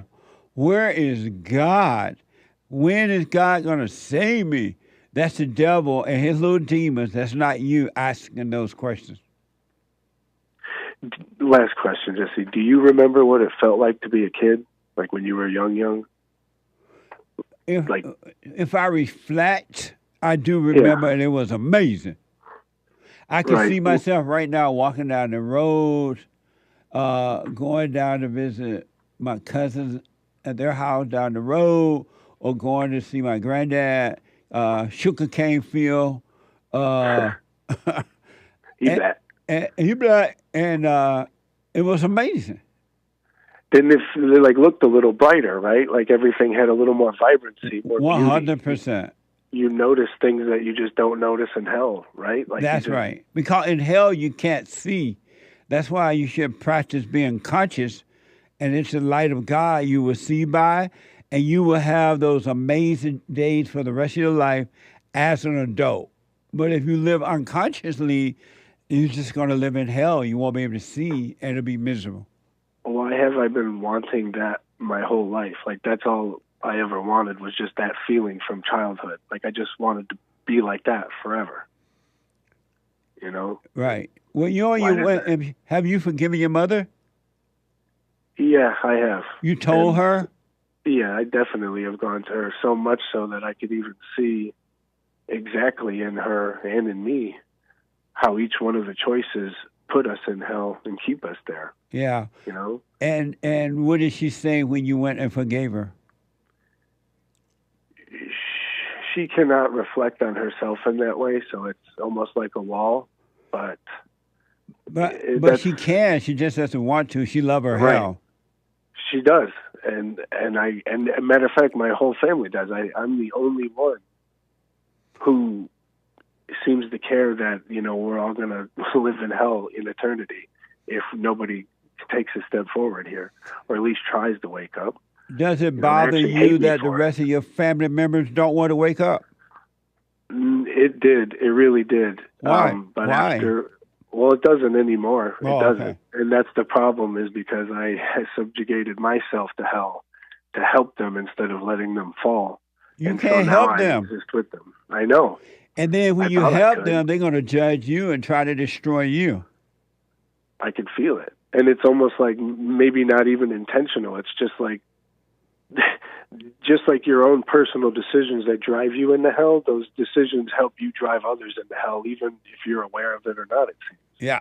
The human heart is evil, and just like Satan has been controlling you in your mind and emotion, he is also controlling others in their mind and emotion, and they don't realize it's evil that trying to cause them to get revenge and be jealous and envy and strife. They don't know that it's the devil that's driving them. So really, then only the children do enter the kingdom of heaven, then, right? Only those who endure to the end. Yeah. When I hear and talk about these things, I'm unfortunately not doing it now, but it makes me like tremble and cry, and I don't know.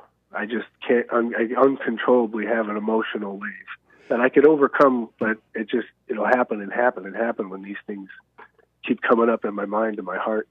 I don't even really want it to, but I can't distinguish if that's the yearning for God I've always wanted and I'm finally feeling it, or if that's the devil tricking me into feeling like I'm finding or getting close to what I'm looking for. When you tremble and cry and carry on, those are evil spirits trembling and crying inside of you because they don't want to have to depart from you. And so they pretend to be you trembling and crying. But when it happens, though, let it happen. Don't judge it. Just watch it. Watch whatever happens inside of you.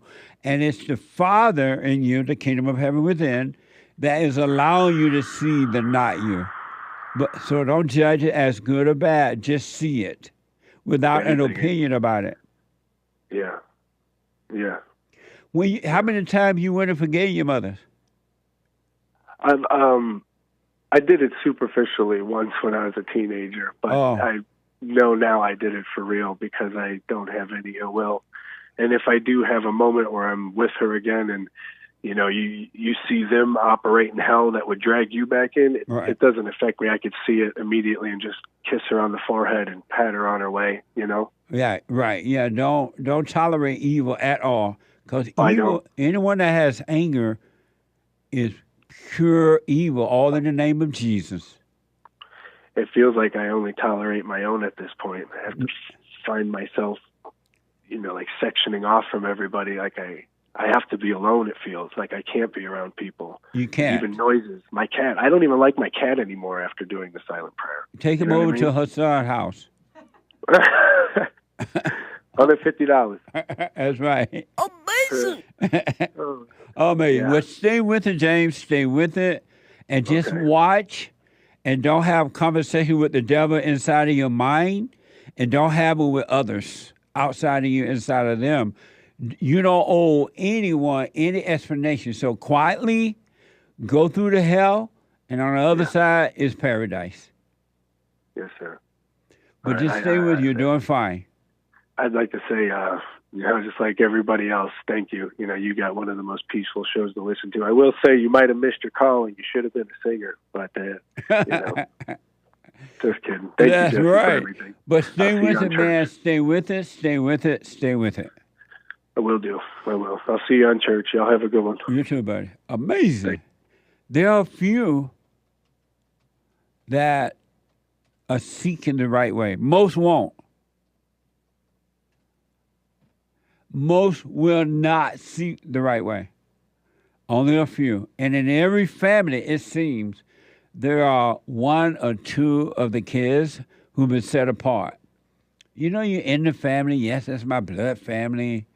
But I just don't fit in with them. Something just won't let me. Not you trying to make it happen on your own. It's just you realize you just feel like not. It is your family, but it feels like it's not. Or it seemed to be not. I've noticed that in counseling the last 30-something years, it seemed to be that way. In every family, one or two of the kids just don't fit in. And they're like, what the? Amazing, huh? Let me go to John out of Louisiana. John, thanks for calling. You're on the air. Thanks for having me, Jesse. Yes, sir. I just wanted to call and say thank you. So, I got so many stories I want to tell you, but I figured just answering to how you helped me.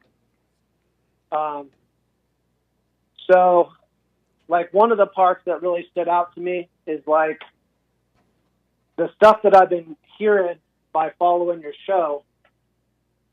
It's it's helped to warm me up to what's going on. And it's funny because I have all this change going on and figuring out what's most important, You say you have all this what going on? It's just life circumstance, trying to do the right thing and trying to follow God and trying to care for my family and realizing that if I just let things happen, they'll happen the right way. Yes. Don't you ever, as long as you live, try to you take care of your family. It's only right that the husband take care of the wife and the children physically, right? But never, ever again, try to do the right thing. Don't try to follow God. You let go, and then you will follow God naturally. Don't try. You let go, then you will be right naturally. There's nothing you can do to be right or do right. Right, and I've had time to think about, just like we were asking people, have they forgiven their mother? And literally in this show, the guy starts off with "I think," right, and he can't even hear the words that you just said because he's not in the moment, Yes, absolutely. You're absolutely right. One of the things so when I forgave, it was the forgiveness that helped me to see what was going on. So I changed my mind about why I forgave somebody, but I don't need to go and forgive them again because I already did it. That's right. 100%, man. And I wanted to give you a boomerang. So, example of a boomerang in my life. My dad told me when I was a kid, it doesn't matter what you do as long as you try your hardest. And how that's a boomerang is it helped me to see myself. Right on. Amazing. Well, John, if you stay with it, I don't care if the whole world turned against you. I don't care if whatever. If you stay with it, John, and just watch those thoughts, man, and stay conscious, practice staying conscious through it all, you have not seen anything. It gets better and clearer and better and clearer. But you got to be willing to stay with it and lose the world. You'll be fine. Right. So I'll end. I'll Bible thump for you a little bit since it's Thursday, right? Okay. I did not come to bring peace, but a sword. Yep.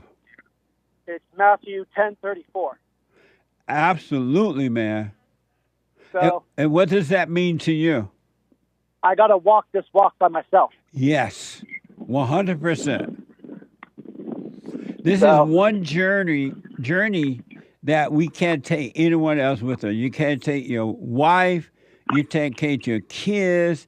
You can't take your mama, your daddy. You can't take your money. You can't take your friends. You can't take anyone on this journey. You got to travel alone. Yeah, I mean, being okay with it, because I have like a bunch of people in my life who I can go to and I can consult with and try to seek guidance, But I have to be able to discern with what they're giving me, because people can flip at any moment. And they will, absolutely. Yeah. And they will. And especially if they believe in God, they say they're Christians, they believe in God, they will flip on you just like that. Yeah, and the main thing that really stands out is just like the way that this has affected all of my relationships, Yeah. And like since things have started changing, it's like it just comes on heavier. Yeah. The part for me that was the hardest is I started seeing how everything's tied together. And that'll like scare you if you don't have the right outlook. So, and it'll literally scare you away from being able to help yourself. Yeah, stay close to your phone, John. Okay. But you're absolutely right. And that's why I'm telling you, all you need to do is watch. Right. And don't be angry at them or anyone. Just watch. And it's the watching, which is consciousness, which is the mind of God, which is the light of God. It will do all the rest for you. Jesse, you're great, man. I really appreciate everything you do. Thanks for taking the time to talk to me, man. Yes, sir. Stay with it, stay with it, stay with it. All right, thank you. All right, buddy. Amazing. Jason, that's one line open out of Buffalo, New York. Jason, welcome to the show. You're on the air. Hey, what's up? Hey, what's up, man? How you been? All is well, Jason. All right, first, there's other things I want to discuss, but you said people that blame people are like angry, bad people. Trump blamed everybody else but himself for losing the election. How do you quantify that? So what now? Trump blamed everybody for losing the election but himself. How do you quantify that? Like, how do you explain that? Amazing. Hello? Amazing. You say, so he blames everybody as amazing, but somebody else do it as anger? How is that possible? Well, if you observe the president without judgment, you will see where he's coming from. Okay, so you have judgment on everybody that you say is angry. I mean, that's like, so why you have You judgment say what now? on everybody else? Why do you hold judgment on everybody else? Why do you able to propose judgment on everybody else for being angry? Why do you for doing say the I same hold thing that judgment Trump on does? people for being angry? I hold no judgment, period. I mean, but when you consider them to be angry, when you call somebody something, like when you call somebody angry, that is you telling us, you making a decision, you judging them for being angry. No, it's if you're angry at them for being angry. I'm not angry. I let people live in their hell as No, God does. And if they want to stay in their hell, that's fine with me. But the simple fact that you say that they are angry, you are judging them, you are saying that they are angry. That's not true. Why do you say that? Because you said anybody that blames somebody is angry. Didn't you say that earlier? I don't But Trump understand is doing- telling people that they're angry is blaming. Oh, you don't understand. You don't understand when you How say that is anybody. telling people that anyone that's angry is evil? How's that blaming them? No. Didn't you say no? I'm just saying, like, didn't you say blaming people? Hold up for a second. Didn't you say blaming people is angry? That's an angry people. That's an angry person. Somebody that blames somebody is angry. Yeah, That's an angry anyone person. that blames someone for their issues is an evil, angry person. They're lost. So Donald Trump blamed people for losing the election. So he's Do not you a want to loyal, move past evil, Donald angry Trump? person. I just told you, Donald Trump is amazing. You can't I know, see where no. he's coming from. And so, did you have another question? No. So can you see? Do can't you see have where other another people question? are- You're repeating Yes, yourself. I got no. 2-minute calls No. to be playing. No. Do you have a second question? Yes. So how do you say other people are angry when they blame other people? Thank you their- for calling, man. You just repeat yourself. Let me go to John, a first-time caller out of Florida. John, welcome to the show. You on the air. Good morning, Jesse. Hey, John. How y'all doing? All is well, sir. Thank you for calling. Great. Look, I could say a whole lot about a whole lot of things, but mainly I called just to say good morning and tell y'all that I appreciate y'all. Well, I appreciate that, John. Thank you, man. Thank you. That's amazing. And yes, sir. I'll free up your lines, and maybe one day I'll call back and give you some of my story. Absolutely. Call me again, buddy. Thank you. Hey, God bless y'all. All right, you too. Amazing. Wake up, everybody. No more sleeping in bed. Time for Super Chat. Super Chats. King Alpha Nerd bought a coffee. There's a line open, by the way. One line if someone wanted. 888-7753-773. Sorry, there. No problem. Over on buymeacoffee.com/JLP Talk, King Alpha Nerd says, say something nice? Well, your new equipment is built off white supremacy, Jesse. I want my manhood hour back. What the? Triple question mark. Nice. Thank you. Yeah, there was no manhood hour because there was no Wednesday show this week. Yeah, it'll be back next Wednesday, I hope, if the Lord is willing and the creek don't rise. Renesio bought a coffee. Jesse, do you know the song Will the Circle Be Unbroken? Right. I like that song. Nice. Old country song. Right on. I was standing by my window on a cold and cloudy day when I heard that hearse come a-rolling, coming to take my mother away. I said, Undertaker, Undertaker, please drive slow, 'cause that lady you is a haulin', I love her so. So will the circle be unbroken by and by, Lord, by and by. You heard that? I've heard that song. I never knew it was called Will the Circle Be Unbroken. Now will the circle be unbroken by and by, Lord, by and by. Amazing. Thank you. Shout out to the Super Chats for educating Hake along with right. JLP. Is that person white or black? Renesio? Uh-huh. He's a white Hispanic. Is he from the South? No, he's brown. How he know about Southern that song? California. How you know about that South song? of the border. No, I don't know. He knows music. Nice. Yeah. Aries 1 gave a diamond. No message. Thank you. Thanks as always. Yeah. Urinal Chill says Trump was so wrong when he called it a whole country, right? That's whole country? Yeah. He was so right. What the? Give them some alpha jerky and deer tea. They'll stop the people eating in Haiti. That's right. Urinal Chills, thank you for the support. Man. Oh. Mike Young bought a coffee. Hey, Jesse, I just have to say this for you and your listeners. These people who pretend to be offended by the Great White Hope's comments on S-hole countries, and it's quite obvious that they don't have to worry about the illegal aliens coming from those S-hole countries because they clearly live behind gated communities and they're heavily armed bodyguards. Am I wrong, Jesse? I'll rest my case. Thanks, Mike Young. Amen. You're right. Prep Ham Paul is a monthly supporter on Rumble. Flying worldwide for a couple of decades, I've seen firsthand the state of countries by how their passengers leave the cabin after deplaning. The cleanest? Europe and Japan. The dirtiest? Haiti, Jamaica, etc. Haiti looks like a tornado went through the cabin after they leave. Haitians deplaning. Interesting. Speaking of plane, thank you. I heard of another emergency landing yesterday. Oh, it's happening practically every day. In this country. I told y'all.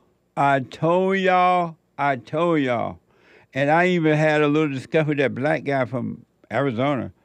When they start hiring these black air traffic controllers because they were not qualified, but they were black, I told you that there's going to be trouble in the sky. and remember that black guy, whatever his name is, from... Joe from Phoenix, Arizona? Yeah, from Arizona. He like, no, Jesse. No. I was like, man. The FAA looked into it and said it's not happening. The FAA is so honest. And look what's happening. And I can't believe that they're putting our lives at risk just to do some DEI. The quality of the customer is lower, too. Yeah. The customers and the so-called flight attendants, the stewardesses. I used to really enjoy flying, but not anymore. I remember those days, Grandpa would tell me about the good old days, when I remember those days when you had to dress up to fly. It was a big deal. It was fun. It was like you felt important when you got on the airplane. Now you feel like trash. Because they let trash on there.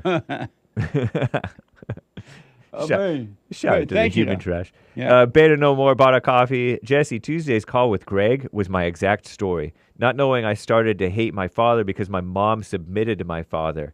Now that I'm awake, I did see I take on my mom's spirit. Like Greg said, when my father would ask my mom for water, I would argue with my father and say to him, Dad, just get up and get it yourself.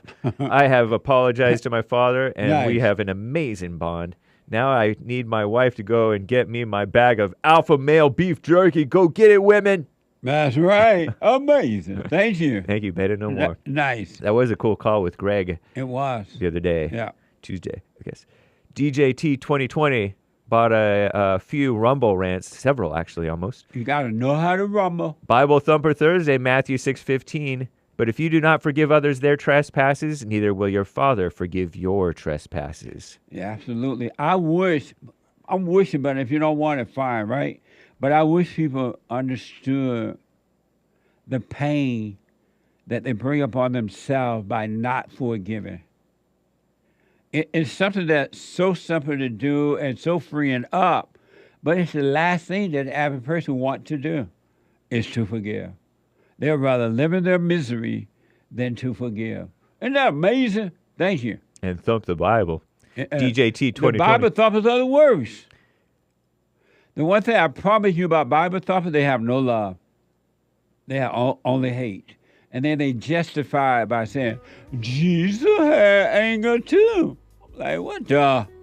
In contrast, the Bible says, Ephesians 4:32, be kind to one another, tenderhearted, forgiving one another as God in Christ forgave you. Absolutely. Amazing. Thank you. DJT 2020, Proverbs 28:13, whoever conceals his transgressions will not prosper, but he who confesses and forsakes them will obtain mercy. See that you have that anger and know that is wrong, and you shall be forgiven. Amazing. Thank you, guys. We'll read some more later. Let me take a quick break. Back to your phone calls and the super chats. Back in a moment.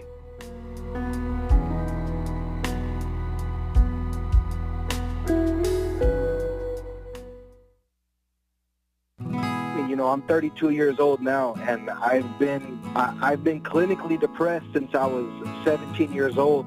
And ever since I started listening to you a couple of months ago, bro, I don't even need to hear the word depression. I don't even care about that because that's not anything that I identify with anymore. Nice. I'm 100% cured. I'm 100% better because I've been listening to the Jesse Lee Peterson show, and I can't even begin to tell you how much I appreciate you. And I just can't even, begin to tell you how much I really appreciate the things that you're doing for young men. Young men need to hear this, and young men need to know this message that you're delivering because it's important.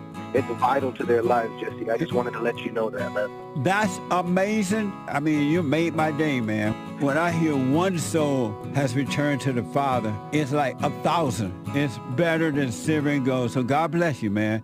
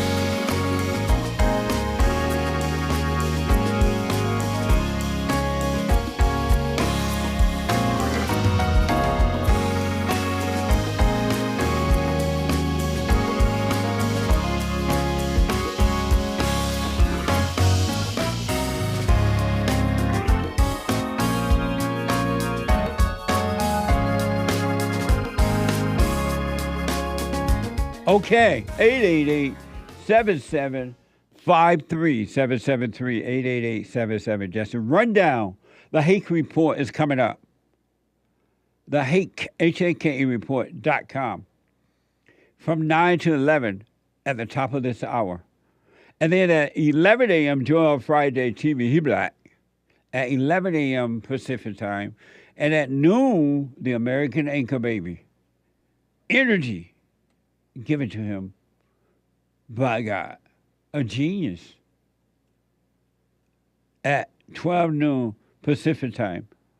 And if you want to get, and I recommend you do, copies of, we mentioned the 7 Guaranteed Step to Spiritual, Family, and Financial Success Guide, a little small pocket guide, just tell you what I did to get in the physical way to where I am today.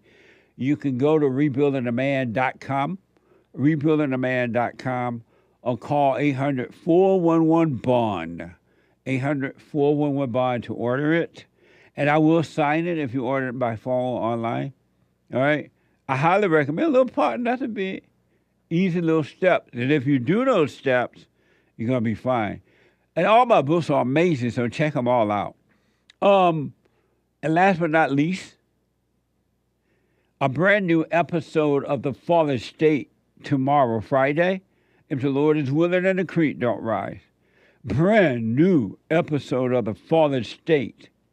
I had a very interesting discussion with Rhonda Dixon. And Rhonda is an attorney, founder of the Dixon Justice Center, and is currently running for LA County Supervisor Court. Watch this. Next time on The Fallen State. I'm a Buddhist. You're a Buddhist. Do you have anger? Sometimes I do. Do you know how to overcome it? By chanting Nam-myoho Renge Kyo. No, they ain't gonna do it. When you get to a point of hopelessness, what else can you do? You can forgive and come back to peace. So you don't believe evil exists? I believe in the yin and the yang. Are those Chinese people? The Buddha teaches you to love all people. So do you love white people? Sure. Sure. That's a hard one to swallow, huh? It's amazing that even white people can't say, yes, I love white people. And the whites live in fear. And these people don't even love you anyway. Why be afraid when they don't love you anyway? It's not like you're losing something. overcome fear. And last but not least, for personal shout-outs, birthday shout-outs, weddings, anniversaries, encouragement, whatever the shout-out is, go to Cameo, cameo.com/Jesse Lee Peterson, cameo.com/Jesse Lee Peterson. Let me go to a first-time caller out of Georgia. Georgia on my mind. And talk to Karen. Karen, welcome to the show. You're on the air. Thank you. You're welcome. It's nice to talk to you. I found you about a month ago, and I've just been watching you every day. Right on. Thank you. So I guess I'm 37, just to let you know how old I am, but when I was younger, my dad and my mom got divorced when I was about 7, and then my dad got custody of me in middle school because things were bad at my mom's house with my stepdad. And then my dad was a great dad. He did everything right, and then turns out that he was hiding like a meth addiction. And I never knew about it. But then his behavior started just reflecting what drugs do, you know? And to make a long story short, I don't talk to my dad anymore because he started getting really controlling over me like 3 years ago. And I told him, he's like, you better answer when I call. And he started showing up at my home, and I'm married with a child and stuff. So I really had to separate myself from my dad because he actually busted through my front door and ended up attacking my husband, and it just got really bad. And I don't know how to forgive him for that. You forgive him by realizing he cannot help himself, and that's something. I mean, in person. Oh, in person. Can you FaceTime with him? Yeah, maybe. Yeah. If you can't, I allowed him back in my life a year ago, right? Right. And this is after 2 years of putting cameras outside my house, seeing him drive by. My husband works overnights at 1 a.m. And it gives me anxiety, you know? Well. But anyways, I overcame that and allowed him back in my life. And he immediately just started showing up all the time again and pushed me away. So here's what I recommend. Realize that he can't help himself. He has anger he's not dealing with. And that anger, the spirit of anger, which is evil, is driving him to do the things that he does not want to do. And forgive him for that. But then you stay away from him if he's going to hurt you in any kind of way. But just don't be angry at him.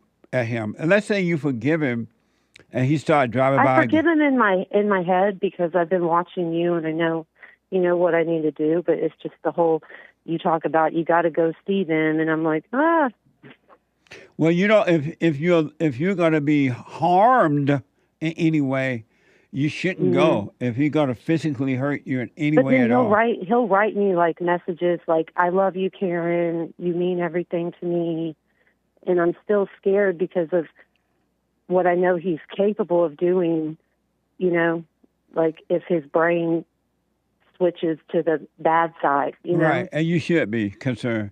But you should be concerned. So forgive him, but don't hang out with him right now. Wait and see if he gets better. And you will see when the right time and if you should ever hang around him again. And let's say you forgive him and he misread that and think that it's okay to come around. You let him know, no, you can't come around. But if he insists, continue, you call the police and have him arrested. I have called we literally bought a home, and he figured out where I live and showed up here. Yeah. And I did call the police, and then they said he put a gift on the door, a Christmas gift, and just kind of used that as his reasoning. It's kind of I don't know if you know about that drug, but they kind of do things with other intentions, not just the gift of love. You know, it's yeah. Yeah. But so you think FaceTime? Yeah, you can FaceTime with him. So you could be facing him if possible, and forgive Mhm. him so you can get your courage back. Okay, I have another question. And then but let me tell you this: when you don't be, Okay. when you're not angry at him, you're gonna see how to deal with him perfectly. And that doesn't mean you gotta let him come around or any of that. It's just that you won't be angry, and the light of God will guide you in dealing with him in a perfect way. Okay. And thank you. it might require you having him arrested or forbidding him to come around, but you won't be angry. That way, you have no doubt. So I suffer because, like, my dad he has like 4 brothers and sisters, and they would never do drugs or anything like that, you know? So I've suffered my whole life in being around them, like, because I felt like I was judged. Like, no one ever took me to the side and was like, Karen, we don't judge you for the decisions your father made. I was always just kind of felt awkward. So I've been distanced from my family as well throughout this whole time. But anyways, my father-in-law is on his final days. He's in hospice at home, and we thought he was going to pass away last week. Like, the priest came and, you know, said the message or whatever, but he's still here. And last night, his brother called and was like, hey, Dad just told me to kill him. Like, he says, I don't want to live anymore. I just want to die. Just kill me. And how do you respond to that? To respond to the brother calling and telling you that? How do you respond to the father saying that? Oh, you respond like this. Is you crazy? I ain't killing you. What the? Okay. Like, what the? Are you out of your mind? Yeah, No. I was thinking, like, you don't need to be listening to the devil talking on your shoulder right now. That's just the devil talking or something. I don't know. No, that is the devil telling him that. If Mhm. God calls you to say that, then of course you can say it. But don't you take it seriously and don't take it personal if someone should say that to you. Let them take their own life, but you don't have to participate, but don't be angry at them for thinking that. Okay, and my final question is, you see my name, right? Yes. And you see what the world has done with my name. Right. Like, how do I overcome, like, having an opinion? Like, I feel like I can't even have an opinion before or now about anything without being like, oh, you're a Karen, blah, blah, blah. And it's like, actually, that was my mom's middle name. She loved to name me that. You know, just, like, literally the word care is in that name. But you know what I mean? Yeah. You overcome that by forgiving the world. People are evil. Human beings are evil. And anyone that try to call you that name, just realize they are evil and they can't help Yeah. themselves, and give it no thought. You move on, but leave them in their own hell. You're not responsible for that. But you have no reason to care about what the world think. You only care about Okay. what is right. Okay. And so just let those thoughts pass and emotions pass so that you don't identify with them.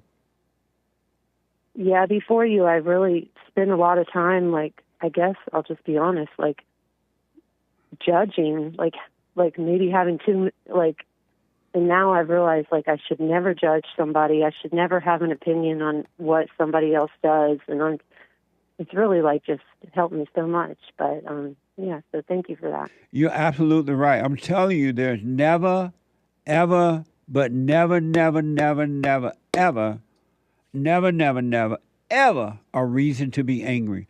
Anger is judgment, and judgment is playing God. People cannot help themselves.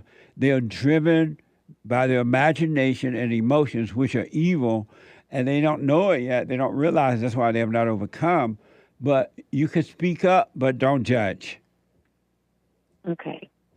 Well, thank you very much. I'm going to continue watching you. Okay, so let me ask, you said that you don't go around your family because you think they're judging you based on what your father does? Yeah, you know, like, I quit doing social media, but, like, other people, and that's kind of what I'm talking, like, other people would get likes from family members on their pictures of their kids, and, like, I would never get anything. Like, no one ever, like, it's like they only see you around the big holidays, and they never check on you, those kind of people. Oh, I see. It makes you question, like, are they really your family just because they're your blood kind of question, you know? They're not your real family. Your real family is those who have forgiven, and they're living from within when they have truly been born again of the Father. That's your real family. Everybody else is fake. Thank you. That's what I've said all these years. Yeah. But don't be angry I have my at them. husband and my daughter, and honestly, like, I'm so fulfilled by that, like, I don't really care or desire anything else anymore. So You say you're so what by your daughter? I said I have my husband and my daughter, and like I'm just fulfilled like by them, you know. Oh, I see. Like they complete me, you know. Well, to you where don't I want feel like them I to don't- I complete don't- you. You want God to complete you. Oh crap! Because if your husband turn on you, you're gonna be incomplete. If your daughter, when she grow up, become an adult, you're gonna be incomplete. You only want to be completed by the Father. Yes. A return to Yes. God. And you're gonna still love your kid, you're gonna love your husband, but if you don't have them, if they change or disappear, you'll be fine with that too. You won't be empty. I often say like I would die without them, you know. That's crazy.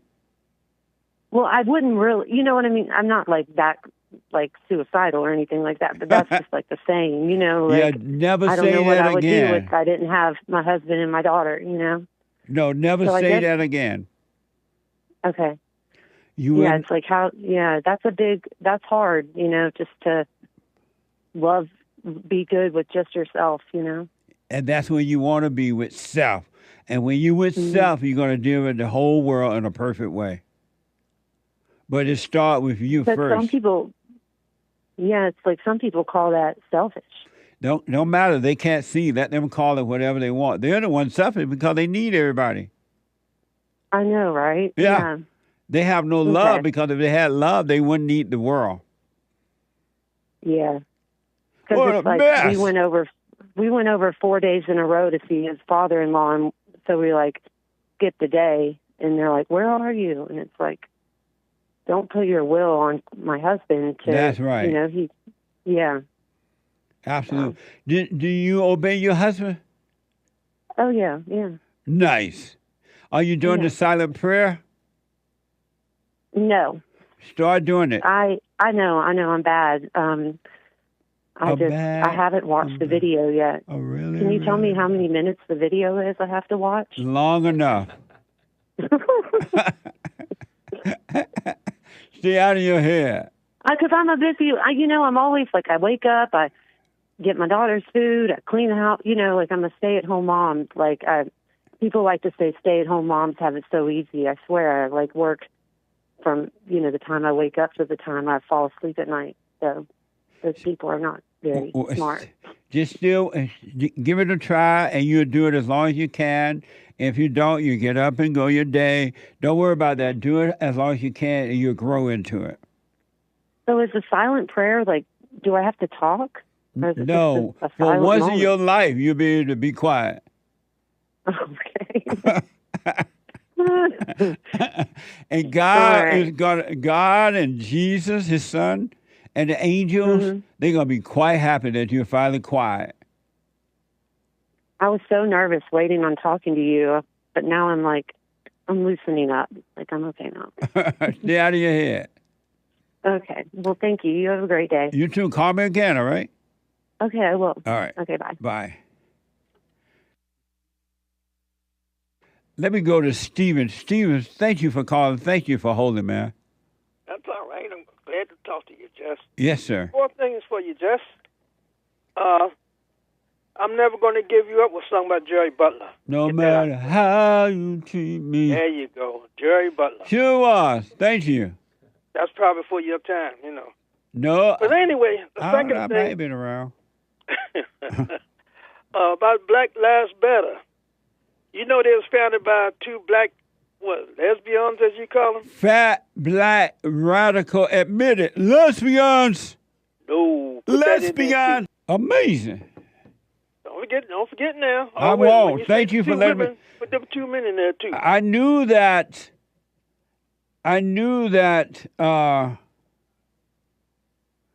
there were other I later found out the organization was national, I guess, and there were men helping to run it, but I didn't know that they found it. Thank you for letting me know that, Stephen. Yeah, well, that's fine. But another thing too about this thing about pigs in a blanket and all that stuff. Fry 'em like bacon, they say. Yeah, well, they got that from the Panthers. That was a long time ago. Oh, yeah? Out in California. Wow, that's amazing. But they never killed nobody, though. Who? BLM. Oh, thank God. But they'd be on death row if they killed the cop I know, man. right now. Yeah, amazing.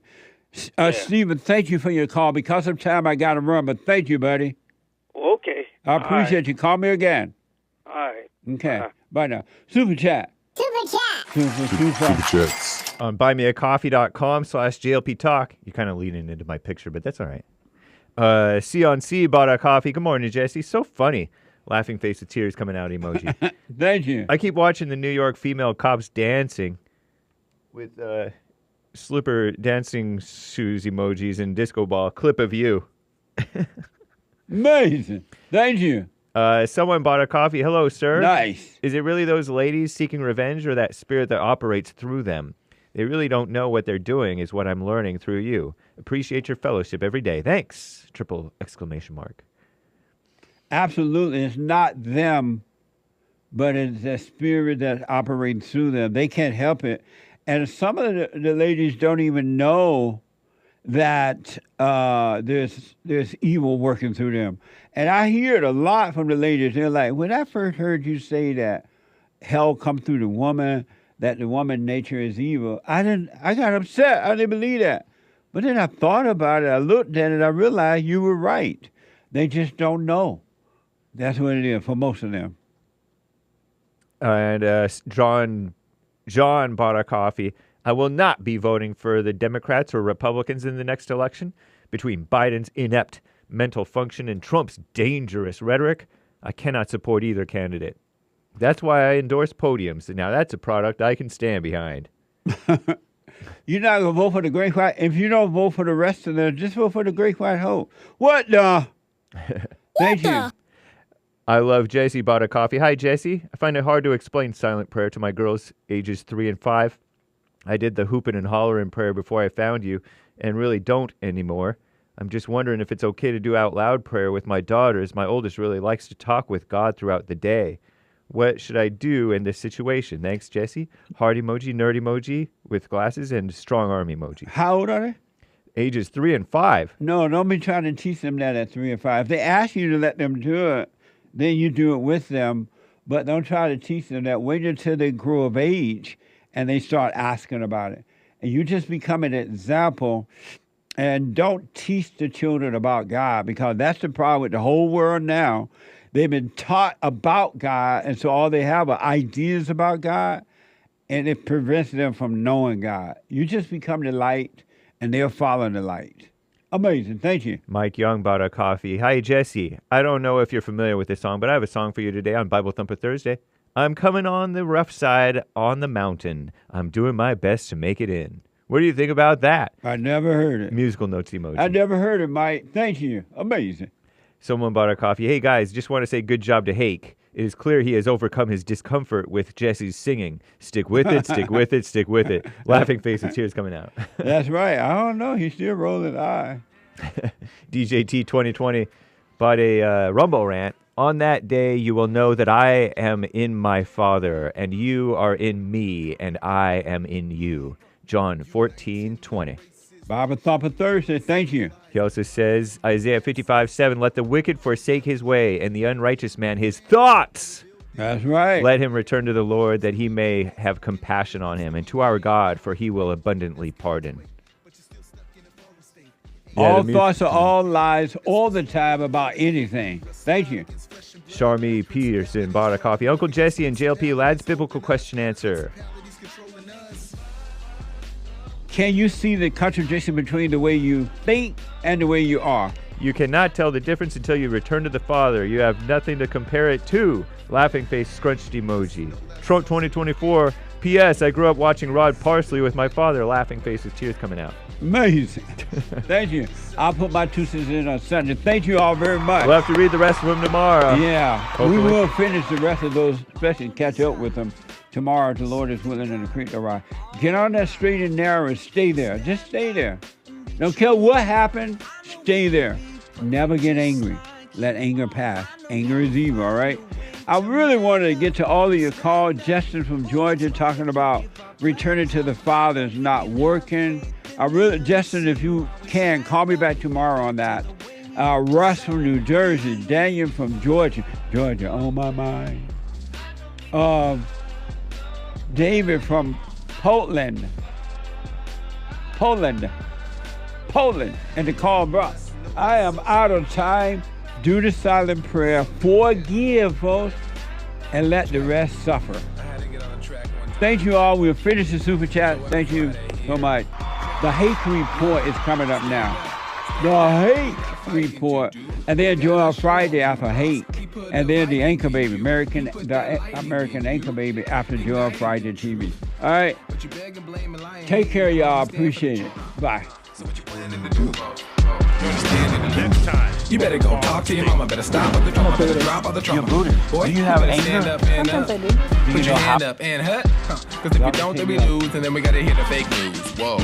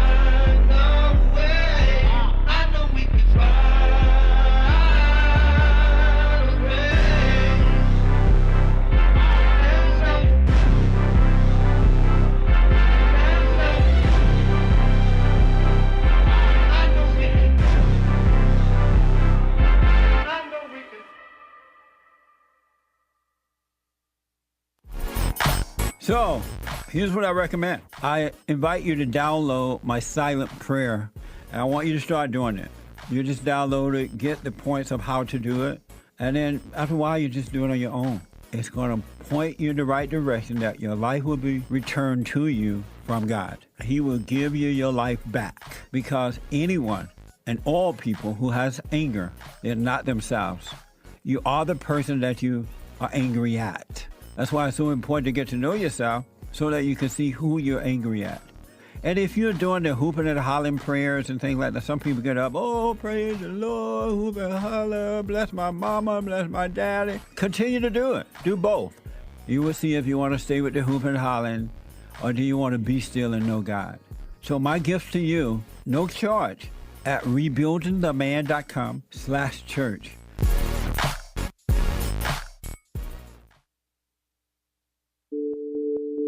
Like my cousin, sent me you, and I thank him for that. It was more of a, he thinks the whole everything's a joke. That just adds a little spice to it. But in the heart of what you're saying, there is real things going on. And people want to overlook that. And I'm telling you, Mr. Peterson, I'm not one of those people. And I thank God that he showed you to me. And sometimes we just need some Jesse in our lives, I guess. I wish we had more brothers like you. We need more brothers like you. Just because we don't have most guys that can, lead black people into the right direction. And I thank you for that, because a lot of people will be like, man, it's still going on. It's racism. Yeah. And I try to tell them, watch his show. Listen to this brother. He's telling the truth. Take no thought about tomorrow. Yesterday doesn't exist. And you're going to see, man, God is with us, and all is well.